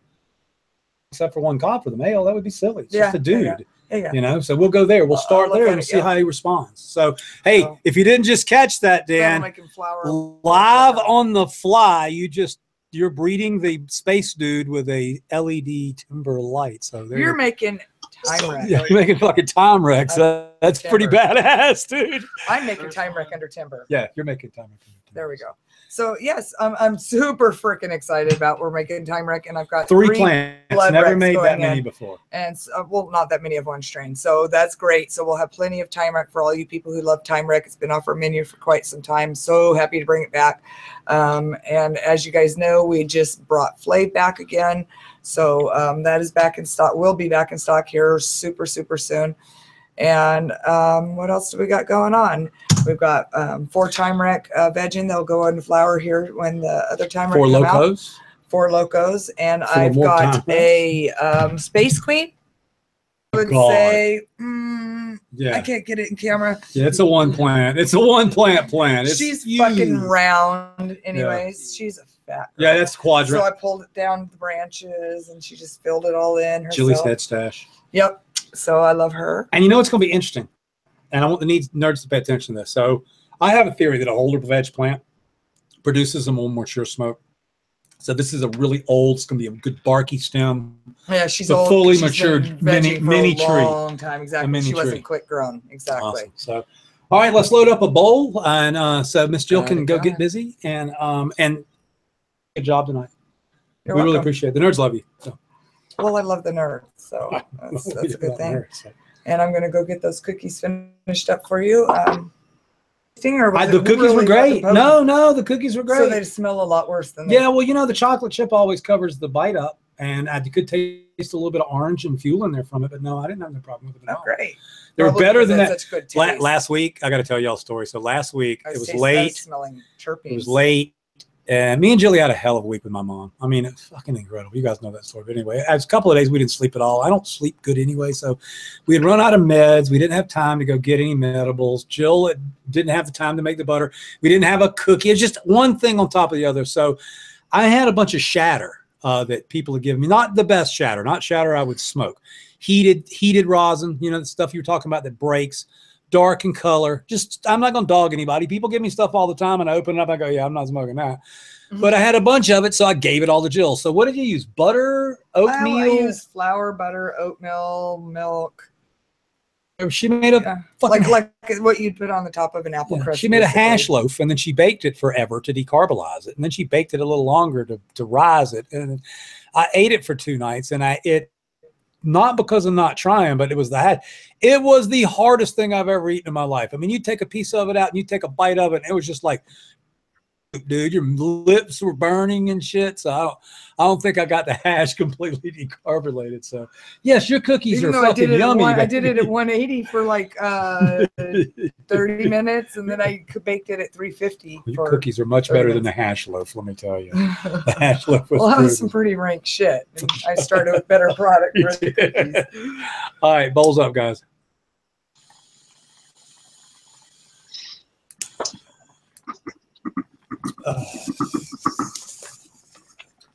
Could Jill do a bong hit or what? I mean, when you watch Jill, do you do a hit and you turn around and Jill is still doing a damn bong hit? It just makes, see? Who smokes like that still today? 30 seconds of fucking bong smoking. All righty then. I love you, girl. Love you too. Well, you can have my seat. You should give him a bong hit, maybe. His name is Skip. On the show, the name is his name. Hits. I will load him some hits. I'm just fucking with you. I'm just fucking with you. Good night, nerds. I might see you later. All right, guys. So thanks very much. And again, thanks to Miss Jill for always making sure she kicks on the start of the show. I want to kick it back to Dan. So I want to tell you about the history of Dan, a history of me. I'm going to bring in another company real quick just to talk about, just kind of so you guys will know everything. You guys know I don't pull any punches. This is not your typical show. So many, many years ago, as a grower, I read about LED lights. Of course, I've always been a high pressure sodium guy. Joy with me. I guess it was about 6 or 7 years ago we met Matt, a super nice guy from Lush Lighting, and he gave us a $2,200 LED light. I would have never put a $2,200 light in my fucking grow room. I think I could buy 4 1,000s and ballasts and hangers for that.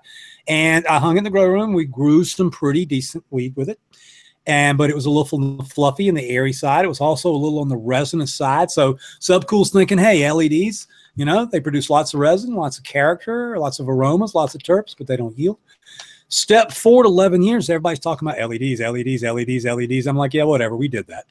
I have a friend, the same guy that keeps all the sick moms, runs the same fucking piece of shit, Lush LEDs with the diodes burn out and shit, and he gets the same weird airy buds. So enter the picture. I start hearing about something called cob. I hear Grow Mouse over on GrowTube Roundtable talking about cob with a cob, chip on board. What's this? And so then I'm online and I actually see one of them on, and I'm like, well, that's not a Light Bright. Because I'm going to be really honest with you. I thought when I saw my first LED, I thought Light Bright. I was a big fan of Light Brights when I was a kid, like playing with them, like drawing with them. And today, that's what those things look like to me. But then I saw a cob and I'm like, oh my God, this thing is like bright, bright, bright. And then we brought on Dan with Timber Lights onto the show, and he told us all about his lights. And he offered to build some special lights for our breeding and bud room. He actually built a special fixture, and I hope he doesn't get mad on me. He built a special fixture to go around our 1,000 our breeding room. And I'm gonna be honest with you, it's so much fucking light. We don't need it. It'd be 150 watts a square foot in that little teeny breeding room. So we're making the best of it. We're putting half of the lights in the breeding room to do the project as promised.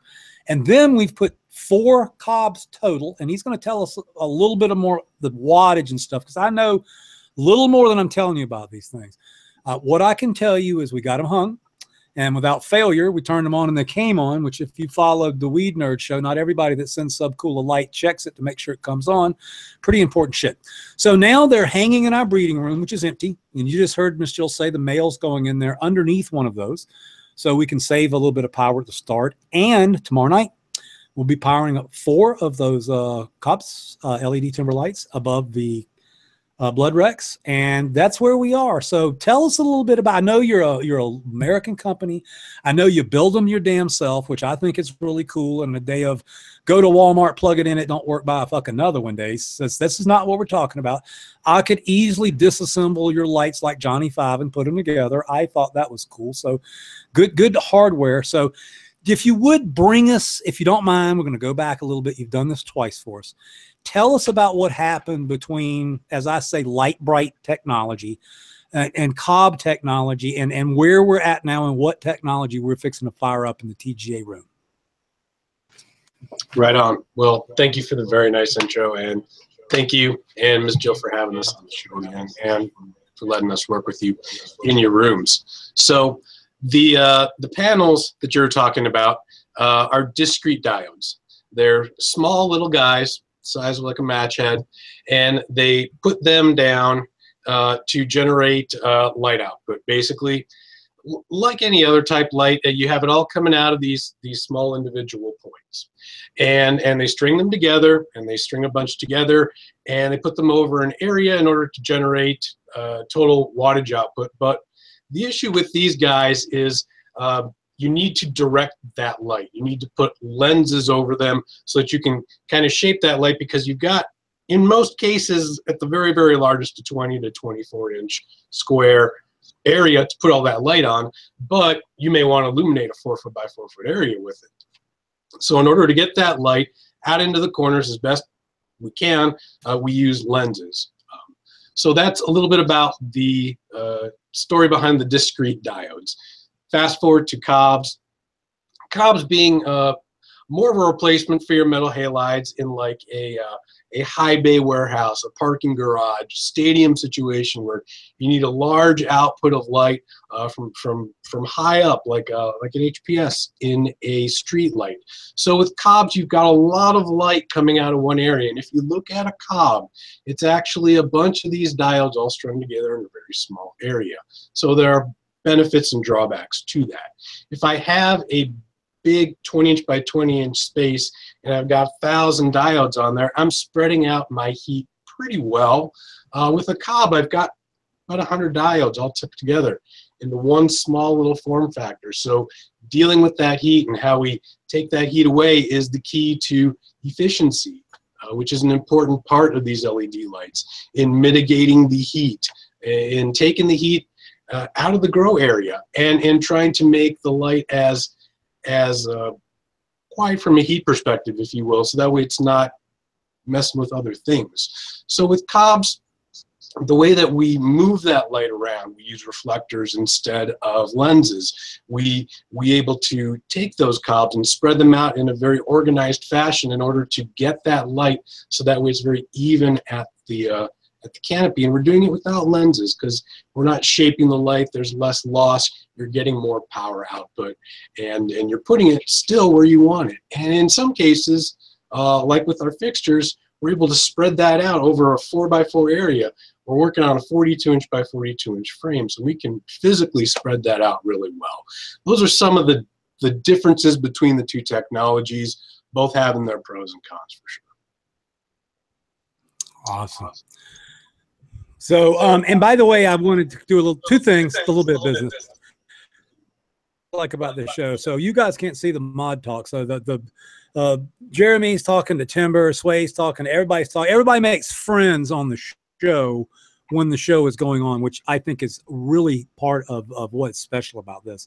Once you kind of come to the Weed Nerd show, you're kind of a weed nerd for good. You kind of become the part of this thing. And I do appreciate that. I am also terrible. I'm sure that Minnesota Nice is sitting over there. Well, why are you having a show, Sub? You hadn't mentioned a charity in fucking hour and a half. So this show sponsors Growing Together, a charitable organization that helps strangers. Just we go find a kid, we go help them out. We've got some people today. Malik's got the site up right there. So Growing the letter 2, the number 2, Gather. Go check it out and please help support. This is not just about information. It is also about doing some good for some people who could really use a hand. And I will also tell you that both me, Malik, Sid, and Minnesota Nice have put in probably hundreds of hours at this point trying to make this organization run. And my typical bitch, I will let you know that because this is a cannabis-based organization, we initially got shut down for our 501c. So that's your government at work. Fuck you. You can't even help a sick kid with a picture of a pot leaf. So just so you know, the war is not over. I got breezing past real quick, and I wanted to let you know something kind of exciting. So Sway is really good at his craft. I pay attention to what's going on, and he has some pretty serious moms, so he would like to do a collab, and I would too. We've just got so many things in the wind right now that we have 22 new crosses being created right now, so I just don't want to put the cart before the horse. But I just wanted to tell Sway, man, me and you will talk. I want to know, a couple of things about your best fruity resiny moms, and I think we need to do something,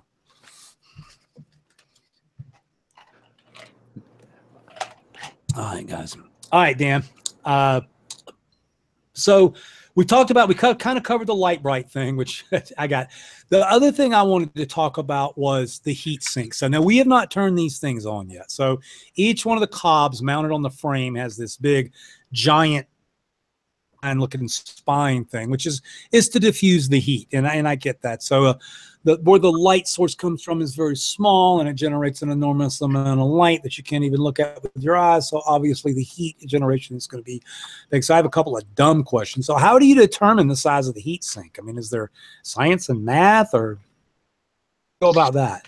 There is very much in the beginning. It's more mathematical, determining the amount of thermal dissipation that you need to do. And of course, we're doing it in a passive manner. So we're not blowing cool air down onto the spines. We're not relying on anything more than the movement of the air within the grow space as dictated by intake and exhaust fans and general oscillating movement. So there is math to it. But then when we put these into play, when we give them to growers to put into their gardens, some small tents, some large installations, when we run them here in the warehouse over a plant where it's really, really hot, we try to do the extreme testing. We try to see what it's doing. Is it changing the output? Is it increasing the temps? What's it doing inside of a tent? What's it doing inside of a warm area? What's it doing in an area where we have air movement? So the math gets you a certain way there, but I think that the feedback from the growers, the feedback from testing, and just seeing what it does in these different areas helps us to get an idea of what is working, and then we like to go a little bit further. We like to use a splay design because we got a little more air movement within those pins.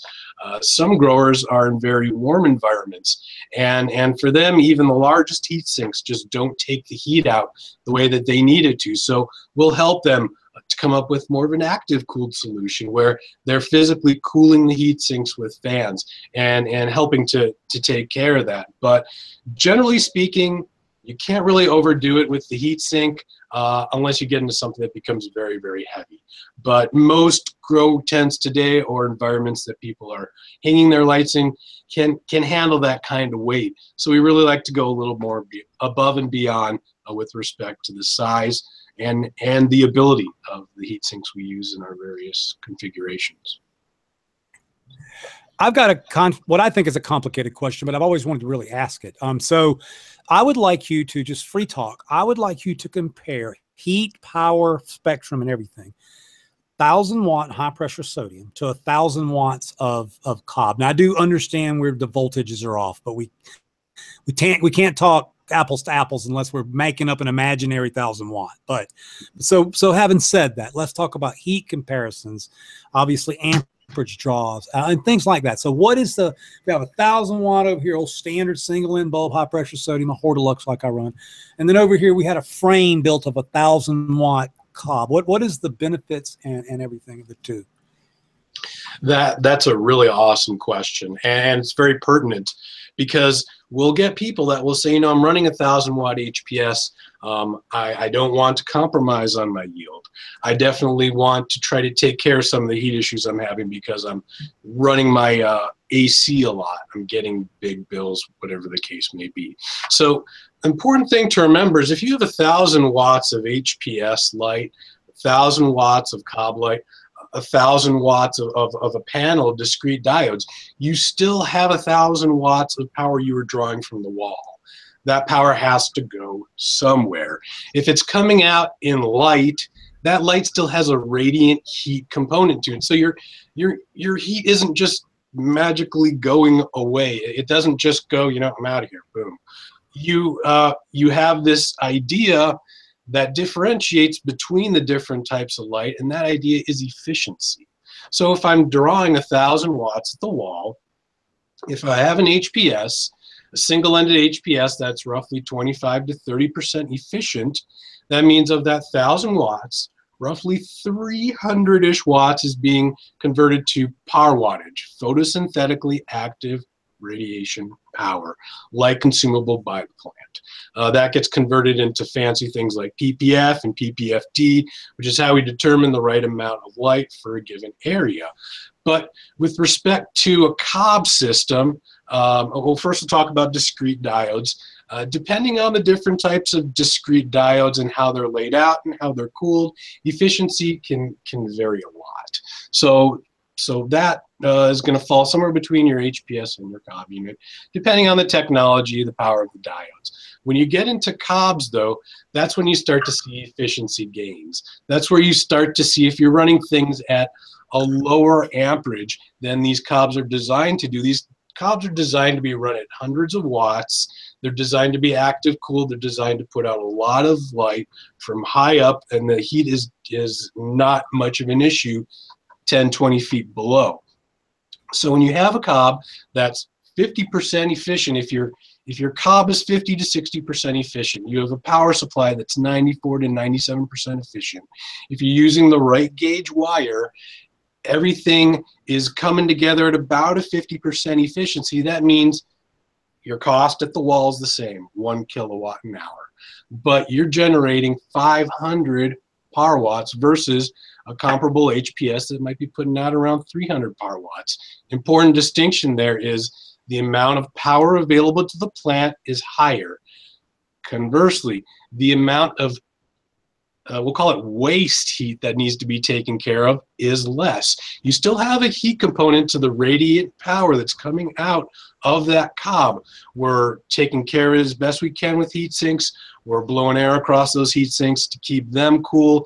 The goal is you got this cob that's about 30 to 35 millimeters in diameter, and that's where all your heat is right under that guy. So we use these big base plates to try to draw that heat away. We use pins to try to pull that heat off, and sometimes we'll splay them to try to get more air eddy going on between the pins. It's all about removing heat from that cob surface area, and that is where you get the efficiency gains. That's where you will have less heat close to your canopy because we're removing the heat away from the plant. And like I had mentioned earlier, in some extreme cases, you need to blow air on those pins. You need to soak the heat away. In very, very extreme cases, it's all about the efficiency. People are going to say, I got 1,000 watts of cobs and it's not any cooler. Well, that's a true statement. Watts are watts when it comes to heat. And that's, you know, and thank you for all that great information. But one of the things I wanted to get across, and I'm going somewhere with this with you, but you know, I'm an old reefer tech. That means refrigeration, heating, and air. I actually know Ohm's law, and I have electrical reason. I forgot everything I learned to pass the test. The point is I mean, a watt's a watt. You can't. I hear all these people talking. They make it sound like LED lights are magic, and that's not the case. And then you said the second word that we want to talk about, which is efficiency. And what we're talking about when we're talking about that is an LED, the proper LED, especially cob apparently, can generate more usable light and less usable heat. And that's one of the things we do. Now, one of the things in our little breeding container that we use, and again, I was sitting there laughing last night and I'm just going to free talk to you guys. I mean, DNA's breeding room is bigger than my house. It is what it is. And there are people in the world right now that have rooms that just blow me away. Our room is an 8-foot sealed box. Damn small. So TGA genetics are created in an 8-foot small box. And I mean box. It's 8 by 8. It's actually 7.6 by 7.6 by 8 by 8. The reason we do this is because we're trying to control the pollen.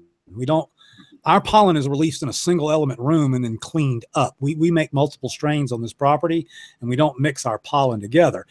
But having said that, we have air conditioning that travels across the top that is going to blow right through the fins of those heat sinks. So zero issue there. Now, this is what I really wanted to get to. So we've compared 1,000 to 1,000. And I am belaboring this point because people spend a lot of time talking about LEDs that I watch, and I still don't know what the fuck they're talking about. So I'm trying to get real information here. Right. So it sounds like to me, at its face, if you take an old LED light, excuse me, an old HPS single-ended bulb, and we're not talking about double-ended or ceramic. We're not talking about any of that stuff. We're talking about old technology that I use. I use digital ballast, 1,000 watt high-pressure sodiums. That's what Jill runs in our room. We don't have anything else special than that. So if we're going to compare that to a new LED, I'm kind of thinking the way we do this, it's more comparable, say, a 600. Because that 600 is putting out the same usable light or more usable light than the high pressure sodium, and that's where we get into the power savings. So I'm not saying it's so. I'm not grow mouse yet. I'm not one of these guys that's producing 3 pounds per 1,000 watt lights under LEDs. I hope to be, or I wouldn't be plugging these things into my room. You with me? But am I right on the concept that since the LED is so much more efficient, we can put less wattage in the same space to do the same job without running more amps? Am I on track? You're 100% on track. So and you actually have it exact. So 1,000, if you take 1,000 watt single-ended HPS, and you do all of your calculations, and you're running about 25 to 30% efficient, you're going to get the roughly, and we're speaking roughly, the same power wattage that you would from 600 watts of cobs. And we're talking efficiency now. So amperage comes into play, dry voltage comes into play. Those are some of the differences between the different types of fixtures and kits that we offer, and the amount of components that it takes to generate that, and the different price points even, all these things being really important. So I got a question. Yeah, go ahead, Jeremy. You know, you're talking about efficiency, but what about spectrum? A buddy of mine or somebody that I know online, Michael Wolf-Siegel, he put it in words I really like. He said that when you get the spectrum right and the power behind some of that more balanced spectrum, to us, we receive energy in a way we understand that's music, sound waves. When it's out of spectrum, when it's out of the right power and sound being balanced, it doesn't sound good to us. And if the plants are getting 1,000 watts of noise versus 1,000 watts of Mozart, as far as somebody who built a light properly, it seems to me that increased the efficiency beyond just the wattage to wattage comparison. That's a really, really good point, Jeremy. So if you look at the spectrum of light, let's say we're taking a 3,500 Kelvin color temperature. You're going to have a bump in your blue, you're going to have your standard curve, and you're going to have a bump at the end with your red. And there's certain energy associated with the lower wavelengths, the 400 to 450 nanometer, being a much higher energy, shorter wavelength light versus your autumnal, your reds, longer wavelength, less energy per wave. So as you take your color spectrum, if and this is lumens being more for humans than for plants, but if you take the energy associated from a lumen perspective of a 3500 Kelvin color temperature cob, all of the things being equal from an electrical standpoint, and you compare it to a 3000 Kelvin cob, true, you will have slightly less power, less lumen output, less radiant power, but it's only because it's distributed in a different manner. 3000 having a little less peaky in the blue, a little more peaky in the red, more red spectrum, but associated with that red spectrum isn't the intense amount of energy. An interesting thing to point out that some cob growers have noticed is that if you take strictly a veg light, and most cannabis growers veg under 4,000 to 5,000 Kelvin, again for reasons you mentioned, it has more of a peaky blue and it has a little more energy output as a result of that. And that's what growers want to see in their veg. So as you go up to 6,000, 6,500 Kelvin, what some growers are seeing is photoinhibition, where it's too high of an energy. The plant isn't responding the way that they want it to. And now whether that is strain dependent or whether there are other factors at play, very well may be that case. But when you look at the overall power output versus spectrum, the vast majority of our growers tend to go with a 3500 Kelvin for full cycle because of the amount of red, the amount of blue, and then the amount of total overall power, wattage, or energy available. Then if you take that energy over a given area, you can get your PPFD and really dial in the amount of power that you need to cover that area. And then it's a function of what are you trying to do in that area? How do you want to control your spectrum? Some folks use mixing of color temperatures to influence those reds and blues. Others will take a discrete diode, kind of like the panel diodes, the single watt or 5 watt diodes, and interlace those within their lighting grid. So there's a few different ways of manipulating spectrum. Much to your point, giving the plant the proper spectrum it needs, and especially the proper amount of power that it needs, so that way it does produce flowers that are of the kind that the grower is looking to grow. And if you guys don't think that this stuff is high tech, you guys know one of my best friends and breeders, Pat Pooler, Heroes of the Farm, and I love saying his name out loud now because he has his Oregon production license. I mean, he's got 8,000 fucking plants growing right now in Oregon, legally on camera. Okay, I mean, I think of that statement. It's like, yeah, say his name now because he don't give a fuck anymore because he's legal. But he actually has a really cool thing in his room. He's got, and they're not timber, unfortunately, but he's got a rack of red diodes throughout his massive greenhouses, and he turns them on in the morning at 4 o'clock. The science behind it, we're not going to get into with 10 minutes left in the show, but my point is, light technology is so badass that he actually wakes his plants up with a couple of hours of special light so that when his gavitas or whatever the hell come on, his plants are already awake. So you can stimulate the plant's growth without waking it. I mean, light technology has gone a long way from the days when, and I shit you not, this is a true story. I don't know if Dan's heard this story or not. And by the way, later on the night, we're going to tell the story of Blunt dying and me ended up in Winnipeg. So the after show should be pretty badass with music and stories. But day at a Walmart, and we used to change filters for my dad's company. That's what I did. Was I went up on, when I wasn't fixing your heater or your air conditioner, when shit wasn't broke, we would take giant trucks full of filters and go out on these roofs and change filters all day long, change belts, oil motors, such as. And one day, and I wanted to grow weed really bad. And where I lived in Georgia, you really didn't grow pot outdoors because there's cops everywhere. I was like, you just didn't put a pot plant outdoors. There's just what it was.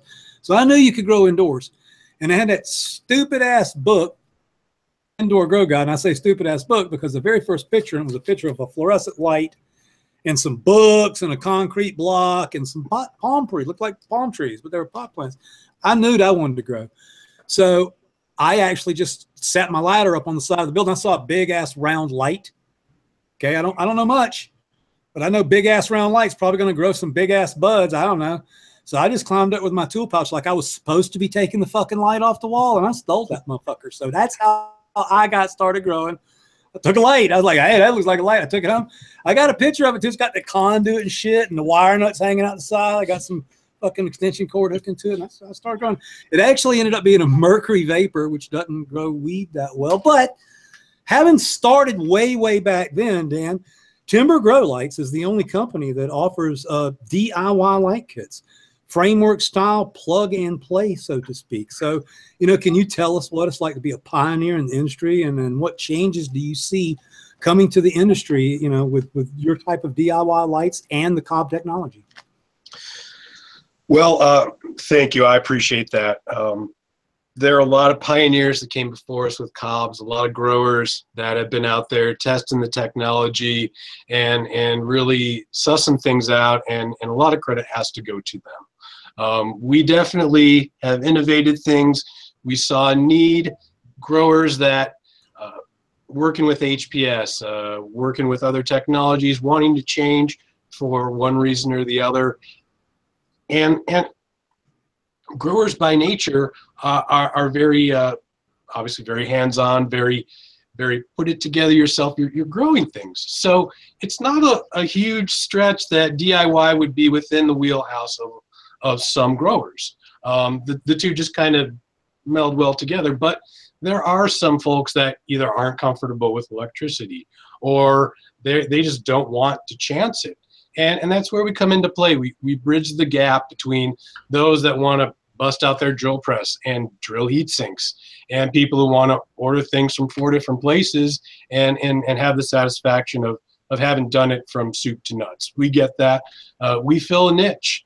We produce products that are ready to hang lights, and we produce products that are kits that somebody can take, be confident of the safety factor, be confident that the sourcing of the products is correct and put together correctly, and then they can do the artistry of placing those cobs straight up, at an angle, vertical lighting, whatever they want to do. With the frameworks, it was kind of a natural evolution in that, okay, we got these kits, and folks like Grow Mouse are out there making these incredible videos that show you this is how you build this. This is how you can do what I am doing in my garden.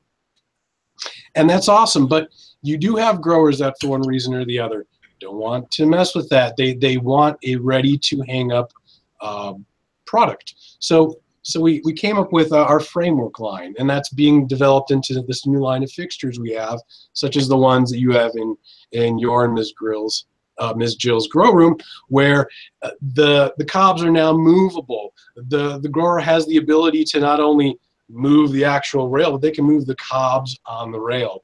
Down the road, if you want to pop more cobs in the middle there, you can literally just pop them into place and connect the correct power supply, utilizing the frame you have.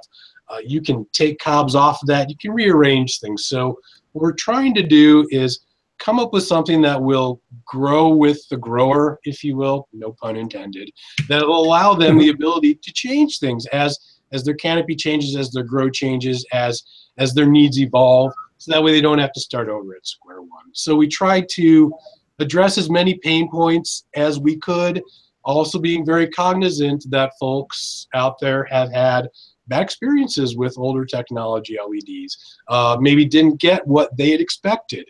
So we really want transparency to come through. We want you, when you buy our product, you see the componentry. It's not in a case, it's all there. You can see what you have. It's all top components. It's all put together here in San Diego by lighting professionals. We do customizations. We talk to growers. We find out, hey, do you need a longer frame, a shorter frame?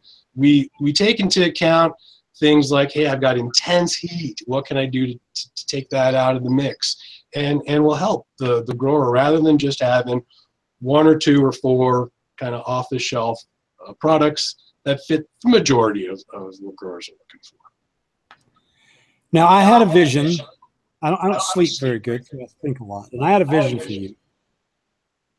As much as I spent a lot of time in my life above ceiling tile, the heating air guy, replacing 6-inch vents, replacing drop-in panels for heating air, fuck whatever. I mean, I've spent a lot of time up there, dude. I can totally see you making a drop-in light. Okay, I know your head's spinning already. So I mean, the framework's already there. It's just a drop-in light, dude. So you got a 12 by 12 room, right? It's got a ceiling tile in it, right? You just take all the fucking ceiling tiles out. You put about 20 pre-pop, lay in. You got it?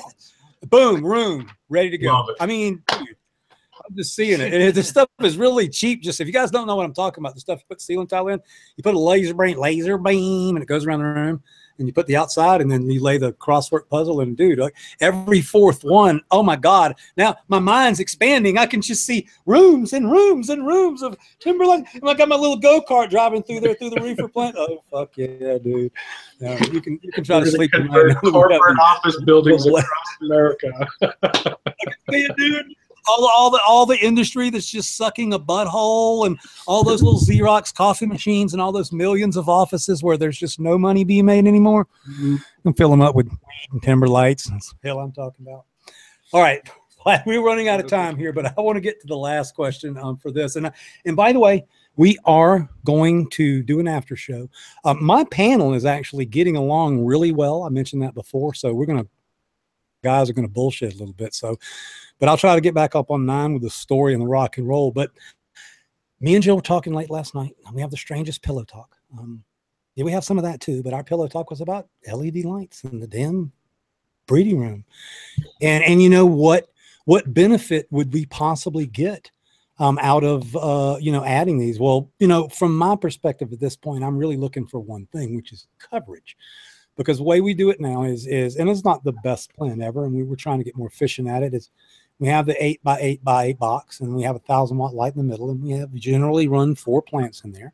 We kind of put 4 plants under 1,000. Y'all can see the picture in your head, and the plants on the outside don't really get a lot of light. So we kind of spin them around.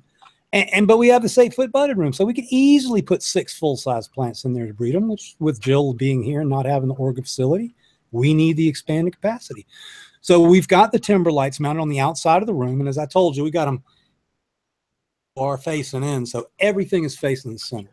So what we're going to get right out of the gate is coverage to the outside of the plants. We won't have to turn them as much, and we'll be able to spread them apart. And when you're growing seeds, you want a lot of space. I will tell you guys that growing seeds is, I kind of came up with making seeds myself. Nobody taught me. There is not a book you can buy that says how to put a bunch of female plants somewhere and make. If you guys can find it, let me know, because I didn't write it, and I don't think it's out there. So everything we've done, we've kind of done ourselves. And I'm rambling here, but I'm rambling to a point. So one thing that happens with seeds, and this is to you, Jeremy, winding this all up here, with Build the Soil, and Dan and Sway. I mean, all these panelists here. So what happens when let's be truthful, pollinates a plant? We take 6 plants at maximum. We don't have that many this time. You got to plan really good. Get all these different strains at the right window. Some of them are tall, some of them are short, some of them are purple, some of them are yellow, some need food. Okay, you got to get everything ready all at one time. For instance, Apollo 13 has a breeding window of 4 days. 4 days. Too soon, you make white seeds, and too late is too much resin. So combining all this, I just want to talk to you guys what happens with the breeding cycle, and then kind of get your input on this lighting and experience and soil-wise. So the first thing that happens when we pollinate a plant is in the outdoors, a pollen kind of drifts through the air naturally. Being whatever, fuck that, dude. We put 1 million pistils in an 8 by 8 box, and we kick a male that is so fully engorged you can choke to death on the pollen. And I'm serious. Ask Mendo Dope. You have to hold your breath in my breeding room when you kick the bucket. So we are pollinating an enormous amount of the pistils on this plant all at one time. And I believe it takes an enormous amount of energy. Now, we use super soil, which works really good. You guys know we don't add a lot. Jill especially is not big into adding things because she didn't learn from me to use it's water only, right? We've been teaching water only for years. But I got a good idea that once those seeds start producing in those little hulls, there's a different thing going on. We're not talking about terpenes. We're not talking about fiber or carbon anymore. We're talking about seed hulls. And I can tell you that a 6 to 8 ounce plant, when you convert it and pollinate it, it ends up with about 4,000 to 6,000 seeds in a cup of trim, of dust. Everything is converted into making seeds when you convert a plant. Everything. There's less resin, there's less leaf, there's less calyx. Everything converts to this pile of seeds. So enormous amount of energy taking place. So first to Dan, what do you think the benefit of this light is going to be? And am I going to have to increase my nutrients because of this added light into this small area? So what you're talking about, Sub, is PPFD. So you've got your HPS, and it's putting out these par watts. We're converting that to PPF, which is basically the total light output. If you were to measure light coming out every single corner of that HPS, coming out of that reflector, what at the end of the day do I have to work with? I'm taking that and I'm putting that over a given area, and that's giving me this PPFD calculation. And depending on who you talk to, you'll get slightly different numbers, but I think the generally accepted range is 900 to 1100 micromoles per meter squared second over a given area is generally accepted to be about the maximum amount of power that flowering cannabis can use, requires. Out in the open, gets a hell of a lot more, 2100 micromoles from the sun, and it does awesome, obviously. So I think that we can see that the plant's going to use the maximum amount of light that you're giving it. Will there be deleterious effects if you give it too much? I think that there are a lot of factors that would come into play there. But as you increase PPFD, you're increasing the amount of photons, quanta of photons that is falling on a given area. If seed making is a energy intensive biological process, I could only imagine that it is at or around the needs for flowering. So these micromoles are talking of 1100, 1200. When a grower adds in CO2, they're adding in carbon to the mix. That makes it so that more light can be utilized. Will that affect the transpiration of your nutrients, your need to feed them more? I wouldn't want to venture a guess. I think that really is out of my wheelhouse and more in the wheelhouse of others on the panel. But certainly the plant can utilize a lot of light. I mean, out in, like we said, out in sunlight, 2100 micromoles during summer day, high noon, you're getting a lot of energy. And the plant develops ways to of course, protect itself from too much energy. But I think you're going to see that the big problem with HPS that we hear from others that you mentioned is as you get outside, as you get out to the corners of your coverage area, you have fallout. And that's due to the optics, that's due to just you got a lot of power in the middle, and as you get concentrically further out, you're going to lose that power. What the cobs do is they augment. They augment it in a very linear fashion. They augment it in a very even fashion. So I think the way that you're doing your overlay is augmenting the PPFD in that area. You're not taking your light and saying, okay, this 1000 watt HPS is covering a 5x5. Now I've added 400 watts of cob so I can cover 6x6. If you're still covering a 5x5 and you're putting in more wattage, you're increasing your PPFD, the D being square meters, or the denominator of your equation. So as you keep that constant and increase your numerator, your power watts, you're going to get a higher PPFD, you're going to get more energy available for your plants. Got it. Awesome. Well, I mean, what kind of information we got here? That's fucking too much. Sway, I want you to chime in there. Blake, you've been growing weed for a long time, dude. So what do you, I mean, do you think that with more light, we can actually produce more seed? I don't see how. I'm thinking bigger, juicier seeds. What do you think about this little experiment? I think it will be interesting to see. I've always been curious about LEDs. I never really got into them because of the old technology. And I think with seeds, if that works, I mean, that would be incredible. All right.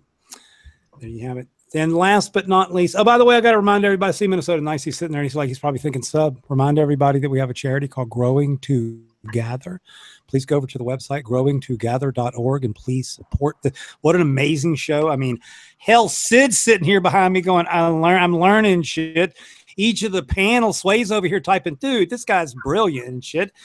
Speaking of brilliant, I want to turn it over to Jeremy. We've talked, you've heard everything. You know what I do and Jill does for a living. Can you kind of give us some insight into nutrition and seed? We've never talked about making seeds. You know, I can take one plant and make 10,000 seeds on it if I get it just right. And obviously that's the game plan. So tell us a little bit about what a plant does when it goes to seed.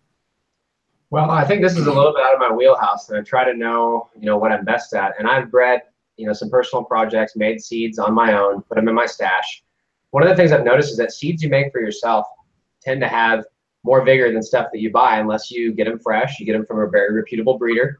And so the magic of doing it the first time for yourself was like, oh my God, this works. I produced something good. It wasn't an awful plant. In fact, it may have been better than what I started with. And so when you start thinking about it like that, it just goes similar to flowering. If you can get that light more even, you're probably going to get more even saturation of that energy to produce seeds. One of the things I like that you mentioned is that you knock a whole bunch of pollen at once. A lot of times breeders will just put a male in there, and you'll get the pre-pollen, early pollen, late pollen multiple times. So then you'll have young seeds, old seeds, all harvested at the same time. And so if you do it all at once, I feel like you get more maturity, but it does drive a lot of energy all at once. So in super soil, I feel like it's an easy way to bypass the limiting factor. It feeds from that buffet. If anything, maybe more soil per square foot when you increase the light per square foot. And if you keep the metric the same on both sides, you can further at least have some confidence that the energy usage up top, the energy usage below will be better mapped out. And I think if you start to skew either one of those too far when we're talking a living soil, we don't have a little dripper and a brick of cocoa that can keep up with every single thing, as far as turning on a dime with that much horsepower. And so predict it up front, maybe just do a top dress or do a little bit higher soil volume than you would normally do. And I think that soil will have no problem keeping up with the extra light you throw at it. He mentioned CO2, a few other things. When you're increasing the light kind of above the natural amount, then you can increase the other things too. But what I've noticed about the LEDs, you guys mentioned the lower surface canopy temperature. I feel like spreading that out and avoiding some of that heat right in the center there, or at least from having those hot spots, I feel like you might get better production overall across the board. So I'd be really curious to see. I've not done it enough times to get any metrics on how much seed should be produced. So you'll know better than all of us as far as if there's a difference. Yeah, if we hit it, I'll go. And I wanted to, we at the end of the show, but I did want to mention one other thing back to Dan, and I won't open his mic because he'll kill us into the other show, but we love the information, and that's foxtailing is a big deal. We see it on Instagram all the time. And I mention Instagram a lot. I mean, Instagram is my form of keeping up what the hell is everybody doing. You can see 7-acre farms and little closet grows. So the industry is there, buddy. And one of the things you guys talked about is hotspots. So we have some strains that down the road, Dan, I can't wait that if everything works out right and we end up with an area, and I will tell you, the Weed Nerds know we are expanding, and I'm going to talk about the expansion in the after show. And one of the things we want to do is expand a simple 4-foot by 10-foot corridor where we can hang some test lights. Because by the time that event occurs, we're going to know what we put there. But certainly we want to be as efficient as possible and as spectrum efficient as possible. And I would like to see some of these strains that give us real problems, foxtail, and some of these 25, 30-year-old moms. It is what it is. They get up in the lights. I'd like to see that more even coverage. And so that's coming. I would like to thank our panel. I have to real quick ask Malik, we have an enormous amount of questions for the panel. And we are not going to get to absolutely. I'm going to copy them down and put them safe for us so we can get to them. Okay, if you give me the questions, I'll whack through them, okay, myself on one of the shows, and I do apologize for running late, but what an incredible amount of information tonight. I would like to thank all 3 of our panelists tonight just to create information. I would like to invite Jeremy back once again, dude, please come back. I want to talk about sugars and Krebs cycle. I know enough to get myself in trouble.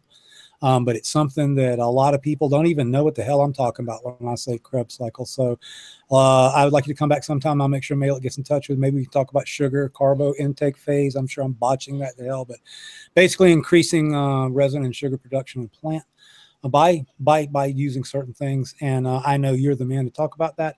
I would like to thank Sway 215, head grower Alpine Alternative. You can pick up his work at Sacramento and Alpine Boulevard. The shop that he services is nothing less than incredible. It's also a TGA outlet. I've never seen so many fucking vape pens in my life. Good God, they got pink vape pens for girls and sugar coated. I mean, it's a whole damn industry of vape pens and stuff. I didn't even know that existed, but along with some extremely well-crafted bud. Dan with Timber Lights, please don't kick off. I have something to talk to you about when we come off the panel here with the guest. Jeremy, and you always educate us and make us better weed nerds. Minnesota Nice, that's kind of your show. You got anything before I kill us here? I just want to say thank you to everybody. And Sub Cool, you did an amazing job tonight leading the show. You definitely took the bull by the horns on this one and just rocked it out, man. So my hat's tipped to you tonight, Sub. Good job, brother. Thank you so much. We'll see you guys over on the after show at 9 o'clock. You want to take us out there, big guy? Gotcha. Oh, yeah. Fire. Be nice to somebody. Go do a favor for somebody. Don't be a dick. And if you're a dick like me, make up for it by being extra nice when you're not being a dick.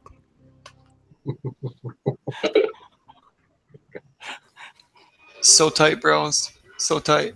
I got that Mendo dope. Now when I open up my jar, I ask them, what you think about this? Oh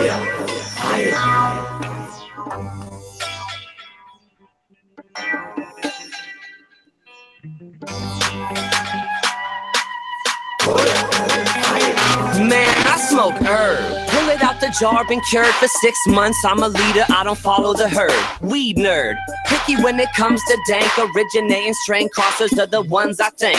Been blocked, served dope in the stickiest fashion. With the beat straight slumping and weed passing. Hashing, thick smoke clouds of chronic, they saying.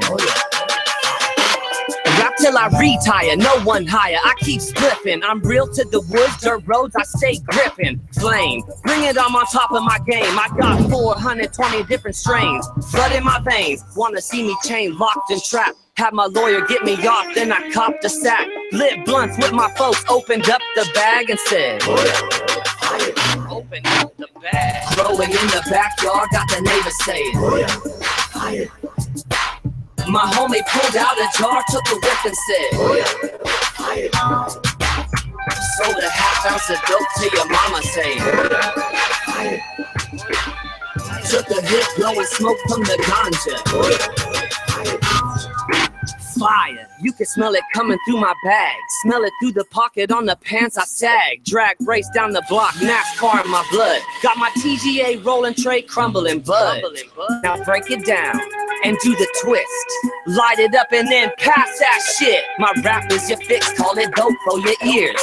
Right foot heavy, I mash and switch gears. Pull out your lighters, your faders and matches. Bubble in the oil under magnifying glasses. Frenchy hash shit, never been higher said. Got Brian Berry cock jacked up in Cuvée. Some 9-pound hammer have you high for 2 days. Choose plays, run my route and spin tires saying, growing in the backyard, got the neighbors saying, have a dank day. My homie pulled out a jar, took